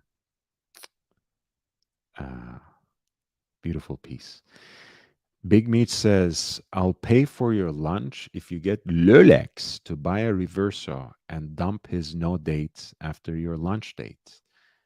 We are meeting in the afternoon, I think, unless something changed. Obviously, I'm not changing my messages. I'm not checking my messages as I'm running a live stream, but things have been developing in the background. So, but we have actually set a theme. We said we are going to have a two-tone Friday. I know it doesn't rhyme or make sense. It makes as much sense as a Speedy Tuesday, two-tone Friday. But we are all wearing two-tone watches, so I can't really make a case for the reverso in this particular instance. So I'm going to wear my root beer. I can still eat his ear off with some Gégé Lecoutre propaganda, but I don't know if it would help. Broaden your mind, Lolex. Get a reverso. Watch Nicholas sends a heart. Hey, man. Love you too, man. Thoughts on Sky Dwellers? I think Sky Dweller actually, it's one Rolex that I don't like on the Oyster Flex. You already know, Paul, my love of the Daytona on Oyster Flex. I also love the Yachtmaster, Yachtmaster 40 in pink gold, um, Yachtmaster 42 in white gold, a little less the new 42 in yellow gold. I like them all. I think the Sky Dweller on Oyster Flex is one Rolex that I don't really like on the Oyster Flex. I like these on the Jubilee. I like them in two-tone. If it's all steel, I like it actually like so.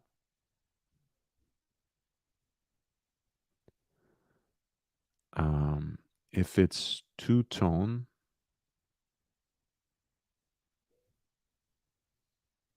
I think I still like it on a white dial.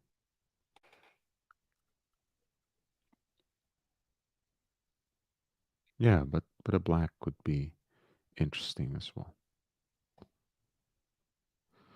So if it's all steel, I do like it with a white dial and a Jubilee bracelet. Um, and for the two-tone, again, I probably prefer the white dial as well, but just so we have something different. what's going on. Okay. So,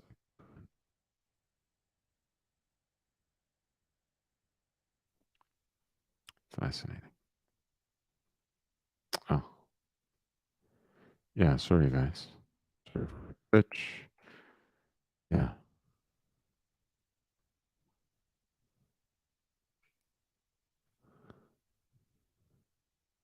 Yeah. Frankly, I do prefer them on the Jubilee. Two tone or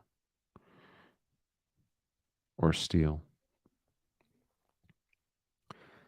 I think for an all gold watch, it feels a little too big for me. So that's my little take on the Rolex version of the annual calendar.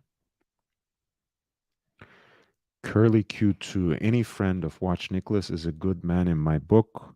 Thank you again. I think that says more about Watch Nicholas than anything about me. I must say karma for sure is real. It seems that Mr.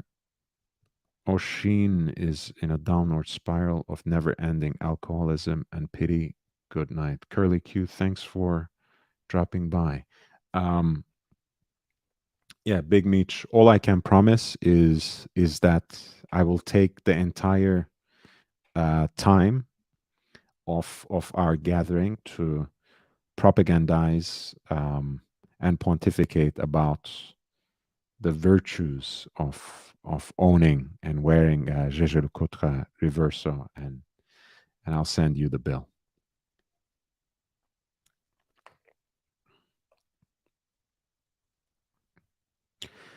So, do we have any other recommendations for a sub 10K chronograph? Because I think I do. And this is my next one. The Breitling B09. It's at 40 millimeters. Beautiful hand wound movement. Again, don't expect to see the level of finishing and decoration that you observe in Patek Philippe hand wound chronographs. Don't expect to see the level of finishing that you see in 1815 or Datograph at Lange und Söhne. But at this price range, this is really a beautiful watch. Um, I was actually there as well earlier today. So let me see if I can share that, because this of course is a very very different vibe compared to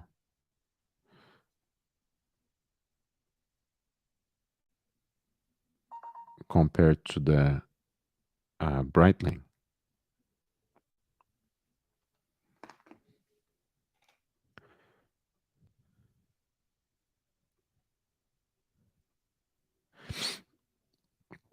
Let me see. We'll hold that there. Share.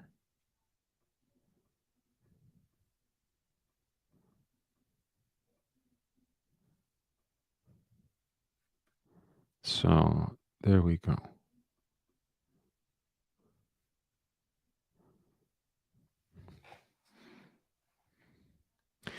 The light is a little bad, guys. In person, this looks a lot more subtle. Both the strap and the dial color itself is much richer and much deeper. Here, everything looks really washed out. Like that strap is so much darker, and the dial itself so much richer, even though it's well deserving of the name pistachio. So this is maybe actually the closest it gets as as you can see with a naked eye. Um, I think this is a very good range, by the way, that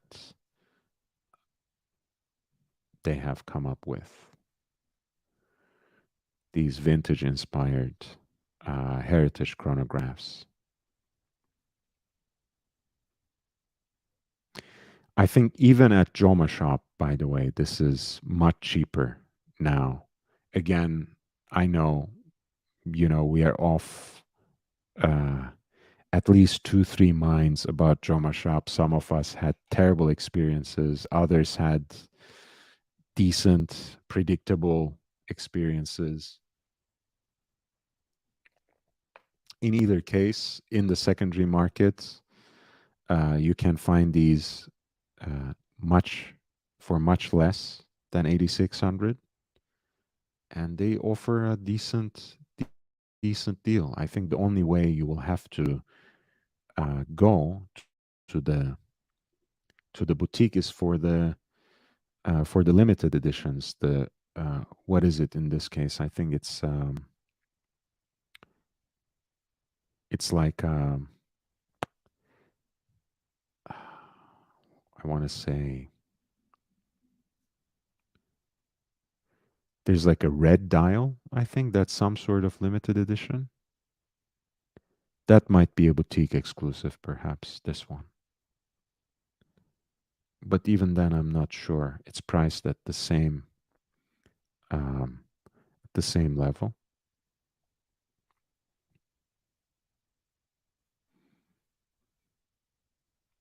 But I quite like the pistachio one in stainless steel. I think the proportions are just right. It's more of a piece of classical design. If you want to go one level up, um, they also have it in pink gold with the silver dial, which is a fantastic look. But again, I don't know if this would be necessarily what I would go with um, for Breitling. I think the steel one offers great value at retail with a certain discount or in the secondary market somehow. And it's a great hand wound chronograph, 70 hours of power reserve, stainless steel, 40 millimeters, those syringe hands and the Arabic numerals, as well as the two register chronograph design, I think makes it a very beautiful classical piece. Polly says, I feel the Sky Dweller is best on the oyster bracelet. Respect. Um, I find it really odd on Oyster Flex. Yeah, that's one Rolex that I don't really like on Oyster Flex. Jubilee is nice, but a little too dressy. Well, I mean, as far as I know, that's supposed to be a dress watch. So Oyster Flex too sporty. Oyster bracelet is the sweet spot. You have a good point. Big Meat says, I'm playing the long game. Lord brainwashes Lurlex into wanting a reverso, and I managed to dump mine out to him. Polly says, the Breitling a little too thick, otherwise nice. Um, I don't know. I mean, it's 13 millimeters. Maybe for this vintage vibe, it might be, but it's certainly not as thick as the IWC that I tried today. But that's the other end of the spectrum, anyways. So this is what it is. Of course, you have the slightly larger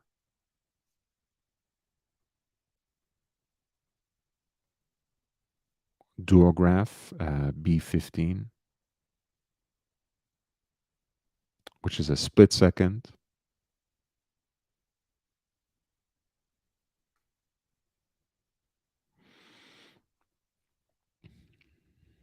And that's even thicker and bigger.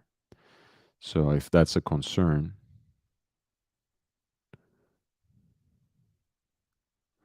and of course they have um, the B25 Datora or Datora 42, which is again 42 and 15.3,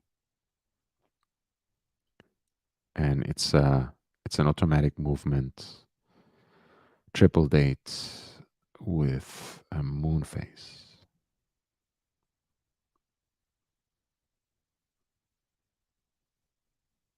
That's priced at 13,500.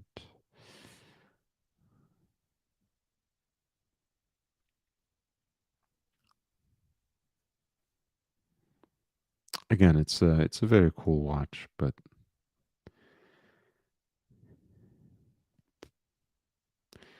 you know, it doesn't strike me the same way as the pistachio one in size 40 strikes me. I think that just has good balance, you know, with the syringe hands, classical design. The 40 millimeter, I think, is a great size. Watch Nicholas says, I feel like Breitling is meant to be hardy and big. Yeah, well, I mean, on that note, Watch Nicholas, I mean, you might say, hey, why not go for a Navi timer, or at least like one of those cosmonauts that they just, pardon me, came up with in a special edition, and we were checking some great deals for them in the secondary market as well last night when I talked about the announcement. And you know, by the way, the sales associate today was incredibly unhelpful at Breitling, so I can't say I learned anything about it, but about the slide rule reading. But what I learned since yesterday night by reading is that this is actually a real 24-hour caliber. So the hour hand actually travels once around the clock during the day, not twice. So um, it's real 24-hour.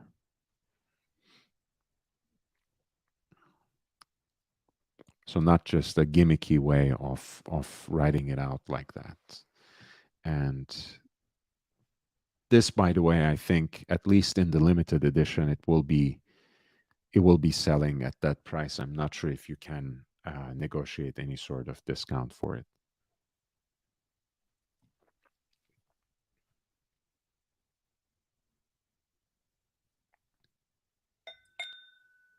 I want to add a tiny bit of water. Mm. It's nice when it opens up and settles a little bit. Watch Nicholas says, I like the new ones and older Navi timers. Yes. And, you know, vintage Navi timers are still sleepers in many ways, Watch Nicholas. And I've been beating that drum now for a couple of weeks. The Speedmaster had its day, and it's still an icon. I don't think the hype has yet died down. Daytona, since the turn of the 21st century, has been one of the most desired watches.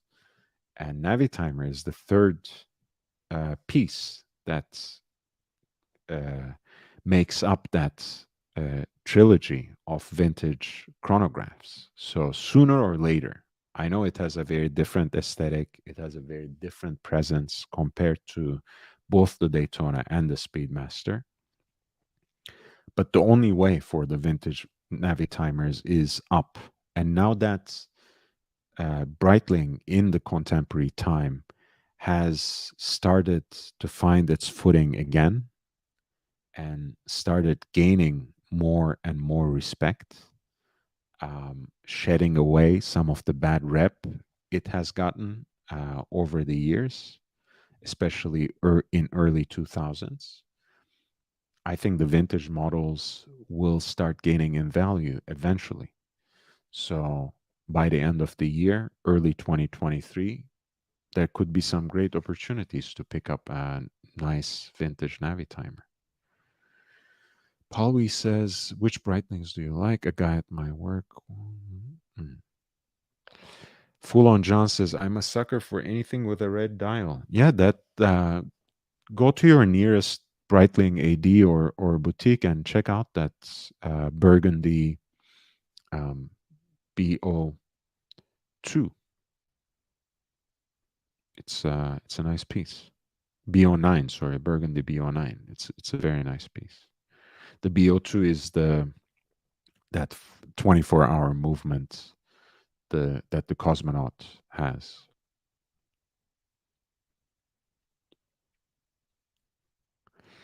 Watch Nicholas, does the shark mesh on the Super Ocean Heritage 2 pull on hairs? I like that blue dial.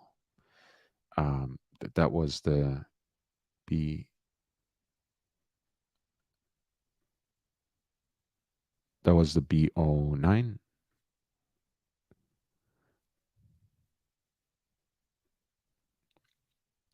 No, B15, the Duograph 42. Yeah, that's a nice watch as well. The Breitling Premier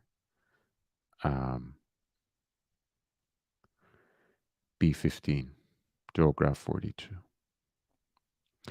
15.2, that's thicker than the Pontiff or Nico Leonard. Wow. Okay. You looked at new navies yesterday on Rubber Strap. Which did you like? I had to sign out as you were looking. What was I looking at on Rubber Strap? Remind me. Watch Nicholas says, beating the drum. Hey, and he reminds me, 43 likes, by the way. That's really close to 50. Hey, guys, if you have been watching the show and you didn't upvote yet, please hit that like button. Get me closer to 50 likes. It's really important for me. It really matters. Spread the word, share the link on other platforms. Help me get that much closer to 1,000 subs. Hey, I never hit this. I am trying to get my channel monetized, and any part you play in that is invaluable to me. But until then, if you want to support the channel, feel free to consider contributing on PayPal at lordhellespontv@gmail.com, lordhellespontv@gmail.com.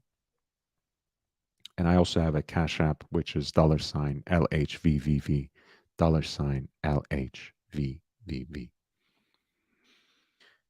Here's a good question now from our audience. Bert K.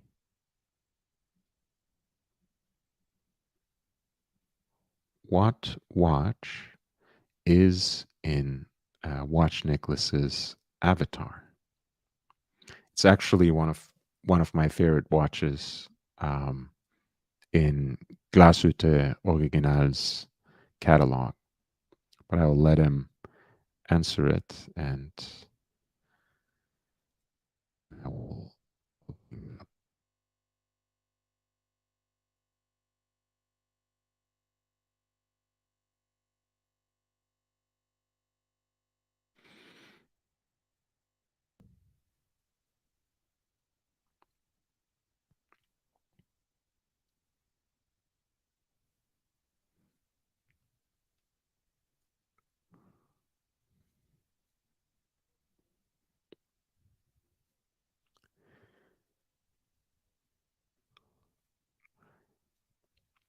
It's a Glashütte Original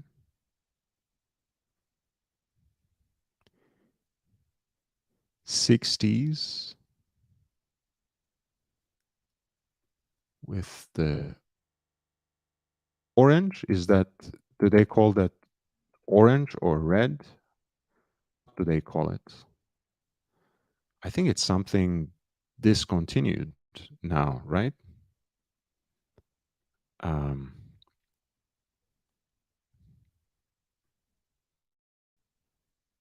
it's like it's called fiery orange. The Eye of Sauron. The Eye of Sauron. This is it, guys. I think it was one of the annual editions. These days they have like a light blue, and I don't know what year this was, but they had basically, Jesus, freaked me out. Um, they had basically this Eye of Sauron special edition at some point. But this is the Glashütte Original 60s in fiery orange. There's also a big date version with the date at 6 o'clock. Um, Watch Nicholas says fiery orange. Um, Jake Brooks, JB, voices one of his primary qualms about some um, chronographs. The subdials eats the numbers on Breitling B15. 1 year only. So each year they cycle. Okay, so each year they only have one color. I see. Um, so Watch Nicholas's is the version with the big dates. Let me.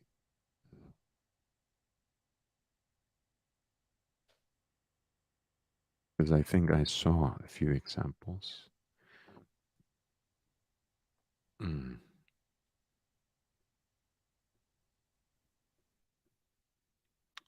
I'll just pull it up.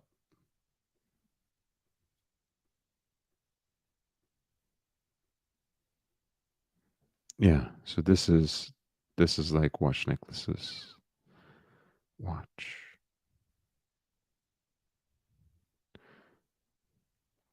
It's beautiful. I really like it. I like that smoky design. I like the iris like look, and it's really, yeah. The eye might be the nickname, but it does remind. It has that Lord of the Rings vibe. Watch Nicholas. You can't deny it. Castle Siege Survival Dial. Bowser says evil dial. Watch Nicholas. AC3 brought up your watch in the green dial, and they all said they liked it. Hey, and I made sure to bring up Watch Nicholas as well when they brought up that dial. Watch Nicholas says every year, one color, two editions. It cycles from a panorama datum to a chronograph year by year. Hmm, interesting little touch. Watch Nicholas, they liked yours too, but it wasn't brought up. You were mentioned when it was brought up. Yeah. I never missed an opportunity, man. Bowser says, I like 6'9". Watch Nicholas says, Fiery Orange has a basic and panoramic datum. Then year after has a chronograph and basic 300. They cycle. It's good value. Hey, I like that. I like that idea of limited edition. It's not, yeah, that pleases me somehow. I I wonder if Glashütte Original is the only brand that does it. I wonder if there are other brands who do these kinds of special editions or limited editions or annual editions in this particular way. Pauli says, yes, it was you who mentioned Watch Nicholas. Watch Nicholas says, love you, Lord. Thank you. You're ahead of the curve. Hey, man. Um, no problems. The font is cool, Bosser says. So we did the we did the 5K segment pretty well when it comes to chronographs. We covered the 5K sub 5K segment. We did a decent job at 10K as well. I brought up the well. Let's start with the sub 5K. So sub 5K, we talked about breguet type 20 in the secondary market, right? That's pretty close to 5K. We talked about Longines Avigation Big I around 2K. We talked about Hamilton American Classic. Um, what is it?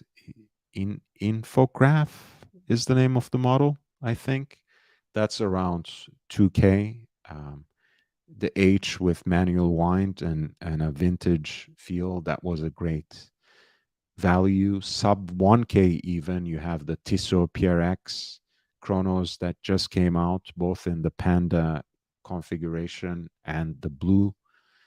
Um, what else did we talk about in terms of the sub 5K? We brought up Masena Lab, um, and their chrono. We brought up Zin R500, which was a limited edition, which might be for that reason a little difficult to find. We brought up finally uh, Breitling's Top Time, right? There are a few options there right around 5K. For 10K, we brought up the Breitling Heritage series, right? Um, the BO2, sorry, BO9 Chronograph 40 um, in pistachio or in burgundy. It's quite fantastic. There's also, of course, um, the Navitimer BO2 Cosmonaut. That's right over 10K, but it's right there. Um, we, of course, brought up the IWC Pilot 41, the Mercedes AMG Petronas Formula One Special Edition. Um, what about 15, 20K? What do we say about that segment? We have mentioned if you can get at retail, we did talk about how you can try to chase after the two-tone Daytonas. Um, I think especially the one that has the black dial with the diamonds. Cool. And could really be an interesting way of getting your foot in the door at a Rolex AD, possibly.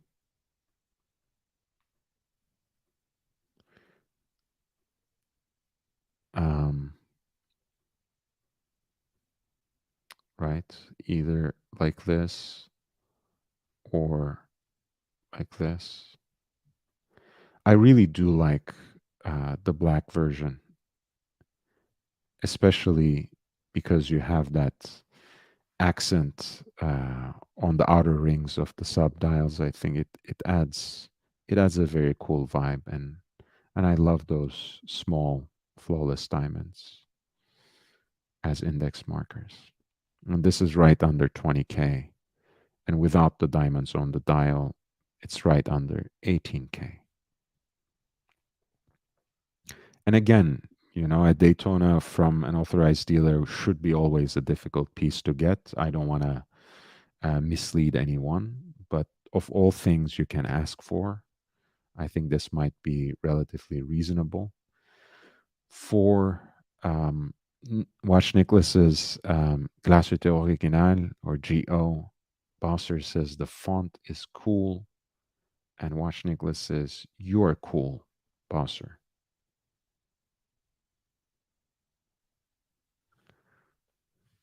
Not at all, Watch Nicholas. If you're still here, please do stay.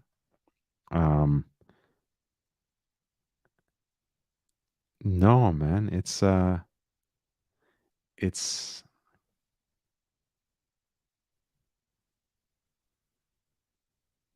hey, man,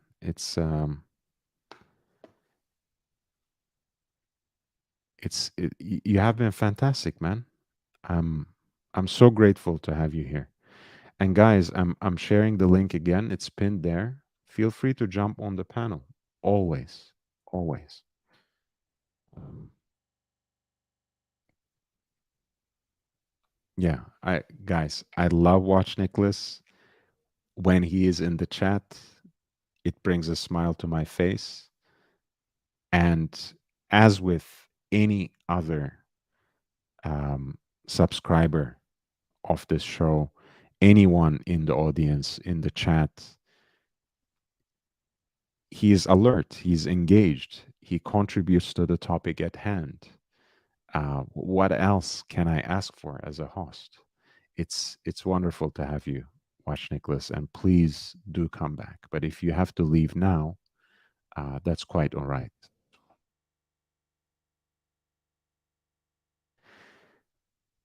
Guys, I think we are in the last stretch. I think I'm gonna go for another half hour. So feel free to bring in your suggestions.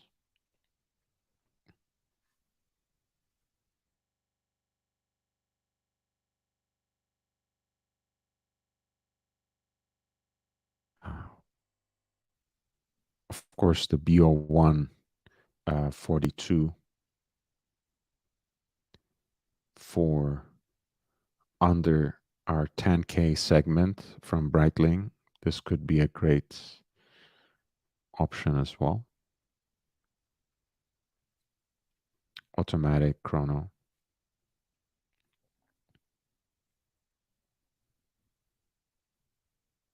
Very nice.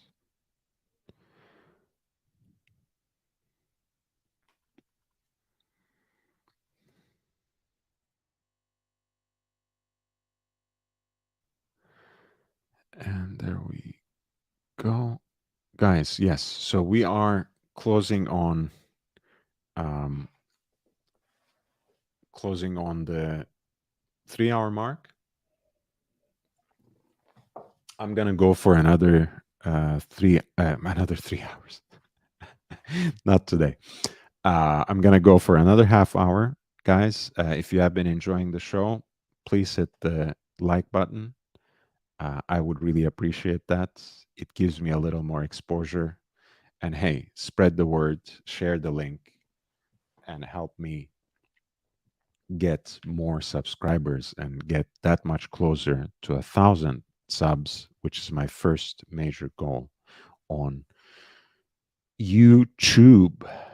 Pauli says, I'm really impressed by the two-tone white version of Daytona. Then I'm biased to white Daytona other than the ceramic ones. Nice wristwatch, man. Got one, and I'm impressed. Two-tone better in person, man. I love two-tone watches, anyways. But I think two-tone Daytonas are extremely underrated.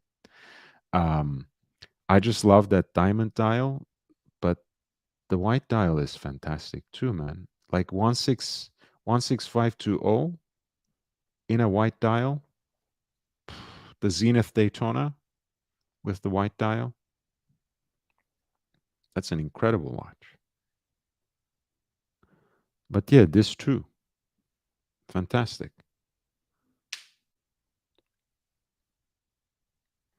I just like it a little better in a black dial, but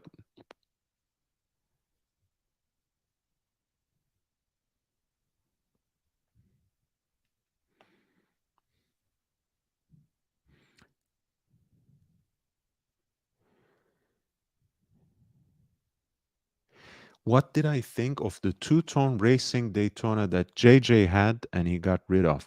I don't actually know. which one that was. I know that the Pontiff had a two-tone racing dial Daytona. In fact, a blue dial Daytona that he got rid of. Was it similar to that?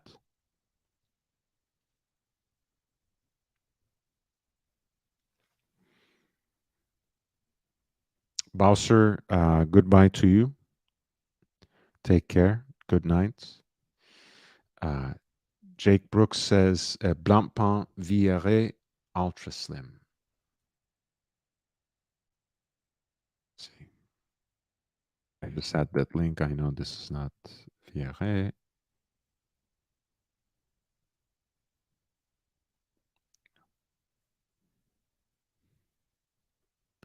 Let's check out the collection.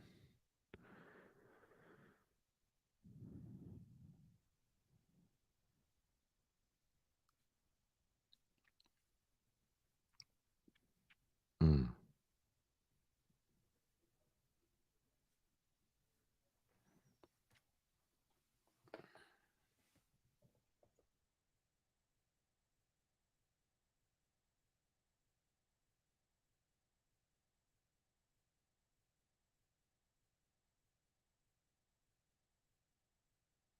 Oh yeah, I think we looked at this piece as an interesting dress piece um,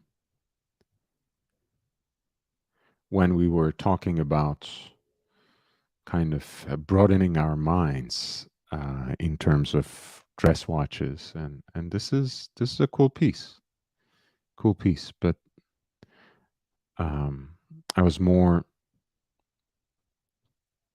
focusing on chronographs, but this is great.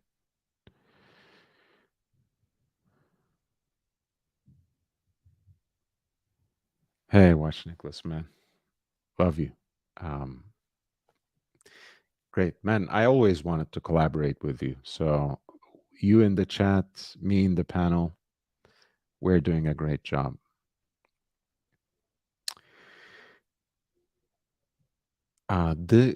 The one in the contemporary lineup, Victor M, that they call the Paul Newman is this one. Sometimes they also call it the John Player Special. Let me bring it up. Um, and I think, quite frankly, that one on a full bracelet uh, or on Oyster Flex is probably one of the best watches that Rolex has in the lineup. I'm trying to see. Okay, these are the new ones only. Let's see, Daytona.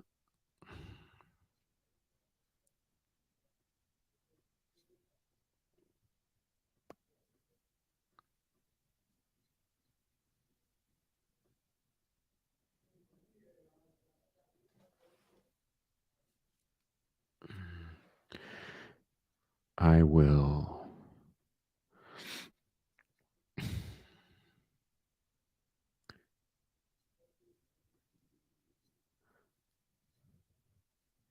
This one.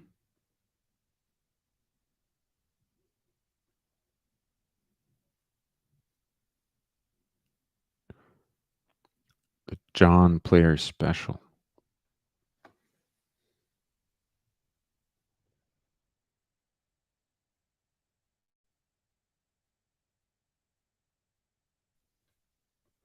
Otherwise, I may have missed it, Victor M.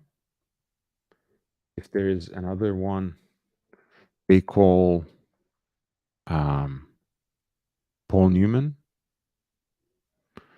in the contemporary lineup, but I think this is one variant. Um,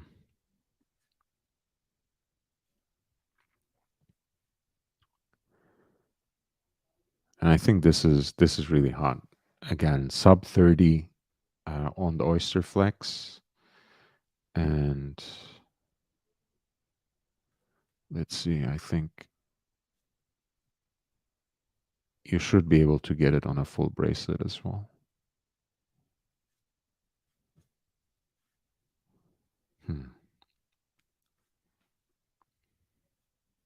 right here. And that's sub 40. It's great too.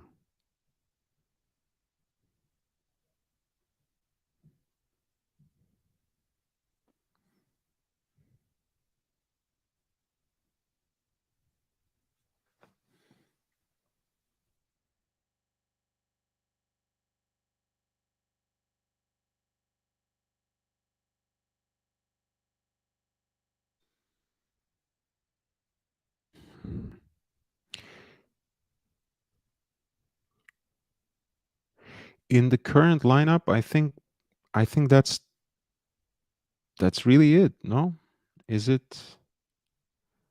Let me see.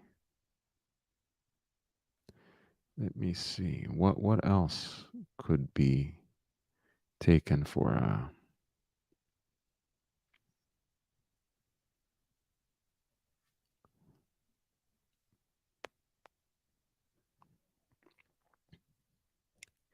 honestly, without having the that dash of red, I find it hard to call it a Paul Newman, but I understand. Look, sometimes I don't know all the hip terminology that goes with naming and nicknaming these watches, so you might have to alert me to it.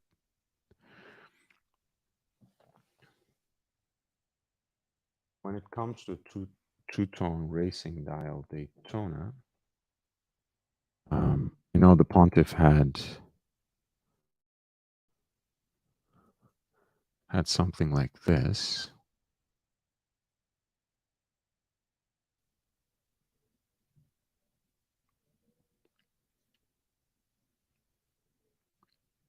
And maybe JJ had the Panda version.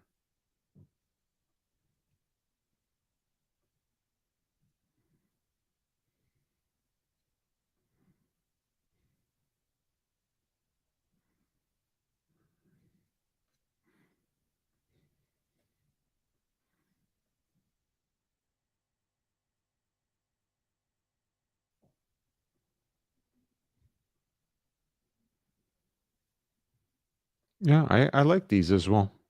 I like these. I really like it on the full gold ones. I really do. The concentric circles, yes. When there's a different outer ring on the subdial, I think it's always a great touch um, for for the Daytona subdials. Um, yeah, the preference might be for the pre-ceramic. Whether we are talking about 16520 or 116520. Um, the trend might be towards the black dial a little bit for that little bit of contrast, but my preference is for the white dial because I think it brings out some of the dressier and more classically elegant aspects of the Daytona as a chronograph, and it would look great on like a nice leather band. I think I would love a five digit Daytona myself. Victor M says, "What do you think of Grand Seiko Sbgw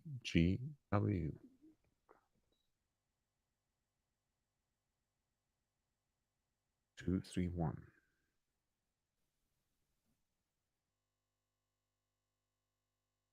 I think we looked at this very recently on the channel. I like it. I like it. Frankly, I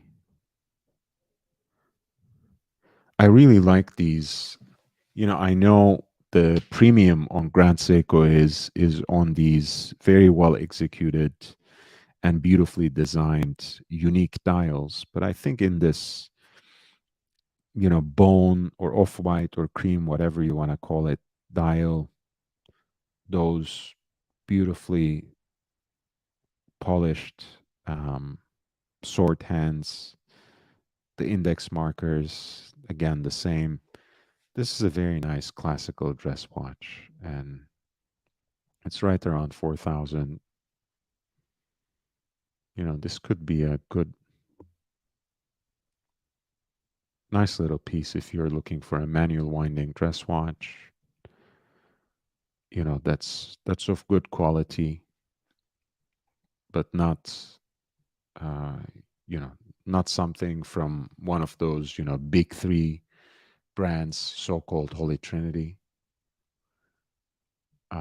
Something that's much more, much friendlier to your pocket. Yeah. My general stance, Victor M, with Grand Seiko is that I love Seiko. I'm a huge Seiko fanboy, I can even say. I still habitually recommend everyone Seiko as a starter watch if they have, you know, 1500 or less to spend.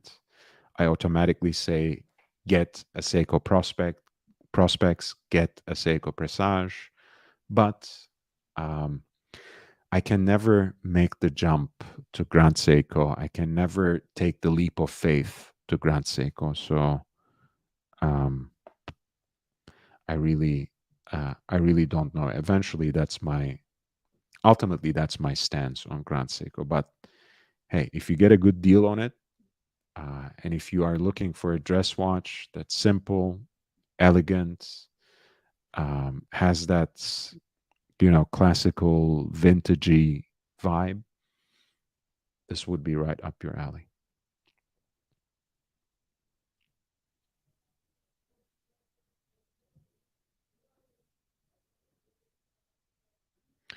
JJ had it on Oysterflex.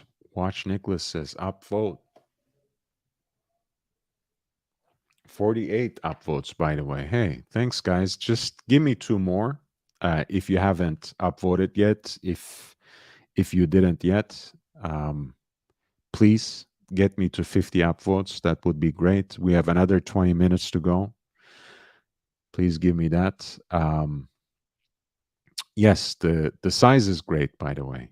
This is right under 38 millimeters. So it's actually a great dress watch. Not too small, not too large, just the right proportions for a nice dress watch. Victor M says, I agree, it's great as well. And as XR Money would say, I agree. Watch Nicholas gives the thumbs up.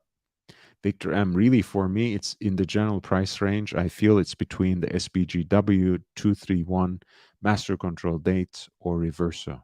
The hell, get the Reverso, man. Get a Reverso Grand Tie in the secondary market. I think you can find something for right under 5K. Wait a little more on by the end of the year. I'm sure you can find one for 4,500, maybe even closer to 4K. Watch Nicholas says, I just pulled my upvote back because you asked. Joking. Yeah, I love how people get up in the arms, up in arms about uh, you know, whether people ask for it too much or like, they're too high and mighty to not ask for it, oh, I'm not gonna ask for upvotes or I'm not gonna ask for this or that. Guys, we pour time into this, we pour effort into this. It is to expand our knowledge together, it's to learn together, it's and it's also to have fun together.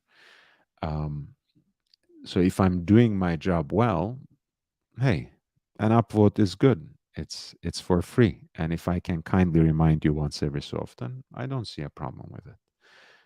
That being said, yeah, in the same way, if you can actually chip in for a contribution, if you can help the channel sustain itself at the very least at this stage before we get it monetized, I would appreciate that as well.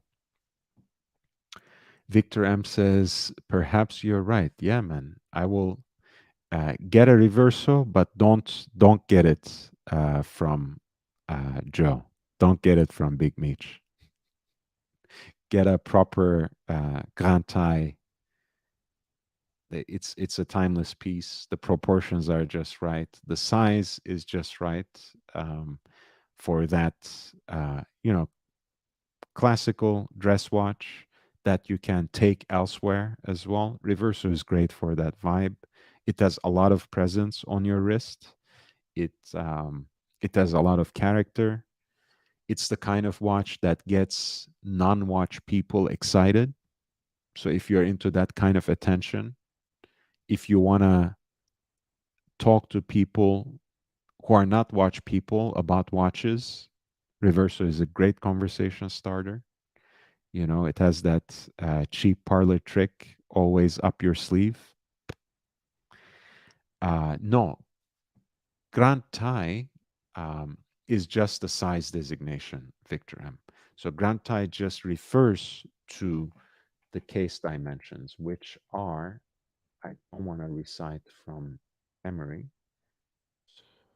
the correct numbers. And that's 26 by 42 millimeters. When it comes to what you mean, that's Grand Date, for example, which is what I have. The 8-day power reserve dual spring barrel version. Um, and that does have the display case back, which you can see here. And it's a case back, it's a movement worthy of displaying as well, both in terms of its technical marvel, by which I mean you get more than 8 days of reserve if you charge it up the whole way. But it's also a beautifully designed movement that's shaped and formed for the case. That's nicely finished. It has the same heat blued, kiln fired screws that match the hands on the face, in addition to the rubies, of course. Um, and it just itself, it looks like a piece of Art Deco architecture. You know, the movement. It's really fantastic.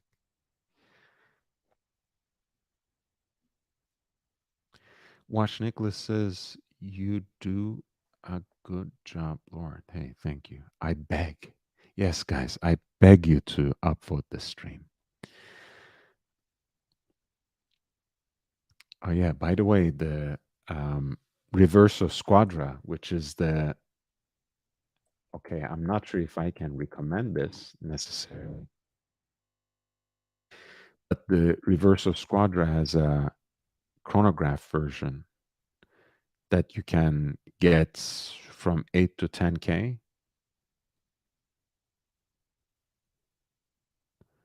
And that has a rubber strap that goes with it, which is a very unique reverso, but I don't know if you would be into it. This is just a random one I found. It's not really reasonably priced, to be honest, but this is how it looks.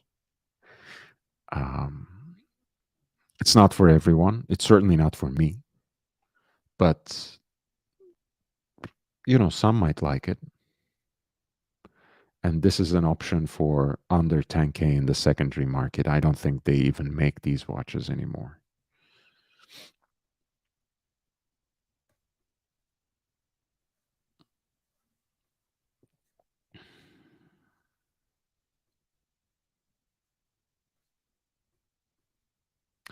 And Watch Nicholas says rubber, and certainly not for everyone.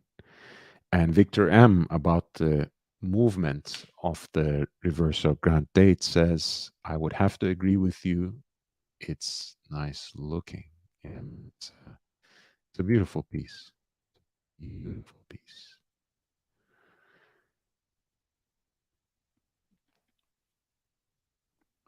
Yes. The Squadra, the rectangular shaped, sportier version of the Reverso is wider. They used to have have a slightly bloated up version before that called the Transport. That's also an acquired taste. Um, I know some really like it, like that one as well. Again, it's not for me. Having been used to the classical proportions of the reverso, but that's the other option when it comes to different shapes of reverso.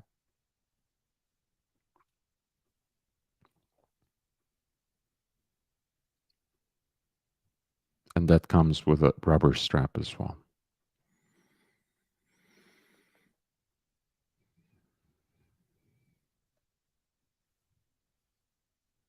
Yeah. And that's their version of the chrono. Right. That's the start stop indicator. And in the back you have the chronograph. And frankly, I love the back dial as well, that cobblestone kind of decoration. It's kind of cool. Kind of cool. Don't like the case shape, but love the dials on these. For sure. And that would be sub 8K as well. Victor M says, I really enjoy the reverso, but I think the more classic versions on leather is the way to go there. Absolutely. I think, look, I completely agree with the Pontiff right there. He always says, especially if it's your first reverso, if it's going to be your only reverso, I would not think twice. Get one that's in stainless steel on a leather strap. Don't bother with the matching bracelet. For every other watch, I would recommend the matching bracelet. I just don't think it's a nice piece of design in this case. I don't think it meshes with the design of the case, to be honest.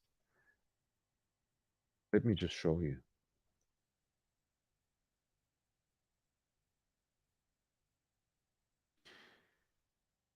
That being said, I would highly recommend that, especially um, if you have not worn a reverso before, if you have not tried on a reverso before, don't just go out there and buy a reverso based on someone else's suggestion. Yes, I did tell you that the Grand Tie is not too small, not too large. It could be a great modern dress watch, but hey, maybe it might be too large for your wrist.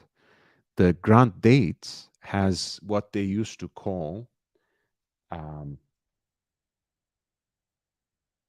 an extra Grand Tie case. So XGT rather than GT, which is rather than 42 by 26, this is 29 by 47. So it's even bigger. The triple calendar version of it, the Grand Calendar, that's even bigger and wider. Um, so that's that. Are the metal portions of the rubber built into the case? Yeah, in that Transport version, in that quirky version of the reverso that you might not want to go for if it's your first one, that extends from the case. Those are the end links, so to speak. Um, Palwi says, Lord, do you go to the gym? Basically every day. I try to go every day, usually 6 days a week, once. I used to run outside, but it puts too much pressure on my ankles and knees. So I don't do that anymore. But I do a lot of cardio. I do a lot of calisthenics, body weight stuff. Um, Yeah, I like it. I like it. I think it's good for your mind and body. Victor M says, "Yes, my wrist is 7 inch. Well, mine is smaller, and I can pull off the grand dates. So grand tie or grand dates probably would be good size for you. But remember, again, the older versions of the reverso are just like a very flat slab of metal, so it sits right on your wrist. Um, so it's just a different feel. If you have the chance to go out and try, please do that. Um, so I have the ability to pull off many different sizes. For example, the Explorer 36 looks absolutely fine on me, as does an Explorer 2. Hey, uh, the other day when I was wearing my vintage Datejust 36 for a wrist shot that I put on my um, YouTube as a short, someone was surprised that it was 36 because it actually sits quite well and large on the wrist. It looks almost as large as any of the Rolex professionals I have, in terms of, the Submariner, the GMT Master, the GMT Master 2, the Polar Explorer 2 that I have. Um, it depends, every watch sits differently on the wrist, and sometimes it's not something that you can just read off from paper. The specs are just not enough. Sometimes you have to actually go out there and try. Guys, thank you so much. We have just reached 50 likes. I really appreciate this. Thank you so much. It means a lot. John Dondola says, Date just in 36 just looks elegant and not overly contemporary like the larger cases. I agree. One of the reasons that I love Cameron's Date just so much is because it sits so nicely at 36. And I think that's a great look, actually. The, domed, smooth bezel with the oyster bracelet. I prefer myself the more vintage look and the combination of a fluted bezel with the Jubilee bracelet. But there's so much to play with when it comes to that size. And look, I mean, when you go into the world of older iterations of the Oyster Perpetual or the Air King, like a reference like 5500, for example, at 34 millimeters, you would be surprised. If you don't have enormous wrists, go out there, go to a dealer or watch shop that sells pre-owned watches or that specializes, pardon me, that specializes in pre-owned watches, and try on some of these 34 millimeter oyster cases. You will be positively surprised. They wear so well. So if you're looking for, actually, Victor M, that's something else you could keep in mind. If you're looking for something that's not too well off the beaten path, but still different enough, and it's basically a simpler, uh, more classic piece of design. The older Oyster Perpetuals, the older Air Kings, in 34 millimeter, that could be a good size. Palwi says, I love lifting heavy weights. I was never into lifting weights, so I don't even lift, bro. I it's not my thing. I like working with body weight, basically. Very heavy. I love cardio too. Your mental health is much better with exercise. I completely agree. Take yourself to the gym at least once a week. Start there. Take walks. Jog around the neighborhood. If it doesn't put too much weight and too much pressure, too much impact on your knees, on your ankles, runabouts. Go to a seek counseling. Go to a mental health professional. If you put enough time and effort into keeping your body fit, why not pay the same courtesy to your mind, to your psyche as well? I think all of these are very important. It's good to keep a certain balance. Guys, okay, Victor M says, yeah, I wanna pull up, by the way, that um 5500, just so you have a sense of range. Um, like something like this, for example. I'm sure you can find it slightly cheaper, right? This is the 34 millimeter Rolex Oyster Perpetual Air King oyster bracelet, don't bezel, beautiful,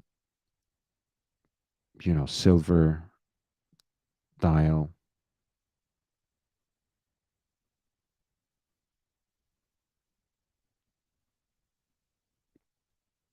It's just a beautiful piece. And look at that lovely old school riveted bracelet. And you can get something like this still around 4K. I'm sure, with patience and enough persistence, you can find something that's just as good in terms of condition and perhaps a little cheaper. Amazing piece, really. And guys, this is what oyster perpetuals are supposed to be. They're not supposed to be hyped up and selling at 4 or 5 times retail price. They should be the most accessible, the most widely available Rolex watch. They must be, they ought to be the entry point for people to, find a foothold in the world of Rolex. It's a beautiful watch.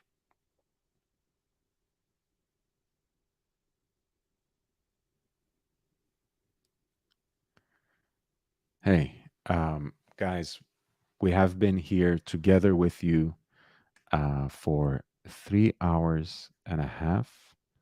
It's been a great pleasure. It's been a good ride. I thank you all for being here. I thank you for, hey, supplying me with all those suggestions from the chat. We have come up with a great deal of options under 5K.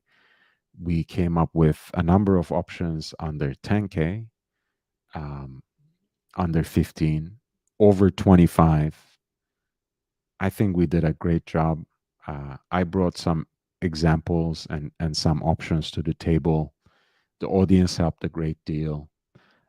We had a special guest, Watch Nicholas, who gave us the courtesy of a visit. And as always, he was very supportive, very engaged, very dynamic. And it was great to have him as part of the discussion. It was great to have him as part of Watch Talk. And that's what we are here for. We are here for the passion of horology. So if you have enjoyed the show, if you have learned something from it, hit the like button, upvote the stream. I really appreciate your support and presence. Spread the word, share the link on other platforms, help me get to 1,000 subscribers, help me get the channel monetized. Until then, if you want to encourage me, if you want to support the channel, if you want to help me invest in some equipment, you can always consider a PayPal contribution at lordhellespontv@gmail.com, lordhellespontv@gmail.com. I also have a Cash App, and that's $LHVVV, $LHVVV. Thank you for being here. Um, and always welcome. I look forward to catching up again tomorrow. Hopefully, we will um, be live streaming a little bit from our little community meeting in Los Angeles. I know Wristwatchholic will be there. I know Cool Chris Kelly will be there, and I know Lulex will be there as well. The cartel. If I don't have Venmo cartel, 50 likes. Victor M says, thank you for the conversation. Thank you for the conversation. Happy to be here. The cartel says, I can PayPal too. Well, go ahead. No strings attached, of course. As I always like to remind people, this channel has no corporate sponsors. This channel doesn't flip watches. This channel doesn't try to sell you mugs or t-shirts. Um, I'm not trying to procure watches from you um, with the promise or under the pretense of making a very artistic review. We're just talking watches, man, and we're doing just fine. Um, Cartel, chip in, and I will decide if I'm gonna go for an hour. It depends on how much you contribute. If you, yeah, if you're generous enough, I will go for another hour. Let's see how much you weigh. The PayPal is just right there in the ticker. I don't know, man. I don't. I'm afraid of um, asking money from the cartel these days because I know you guys are all, um, quite short these days. It's hard to run a business. The cash flow is tight. No, I won't give you any time to send the cartel. Hey, man, thank you. And thank you for thinking that I will monkey around for you and wait for you to send whatever paltry contribution you would cartel. We don't depend on the cartel, but we send them our heartfelt love and sympathies. Uh, I hope you will turn the business around and serve the community. Um, but hey, instead of trying to contribute financially to this channel, I know another live stream. If you work him enough, he might just make you a $1,500 donation. Try that. Hey, guys. For everyone else, I'll see you tomorrow. And until then, I bid you adieu. Bye, guys.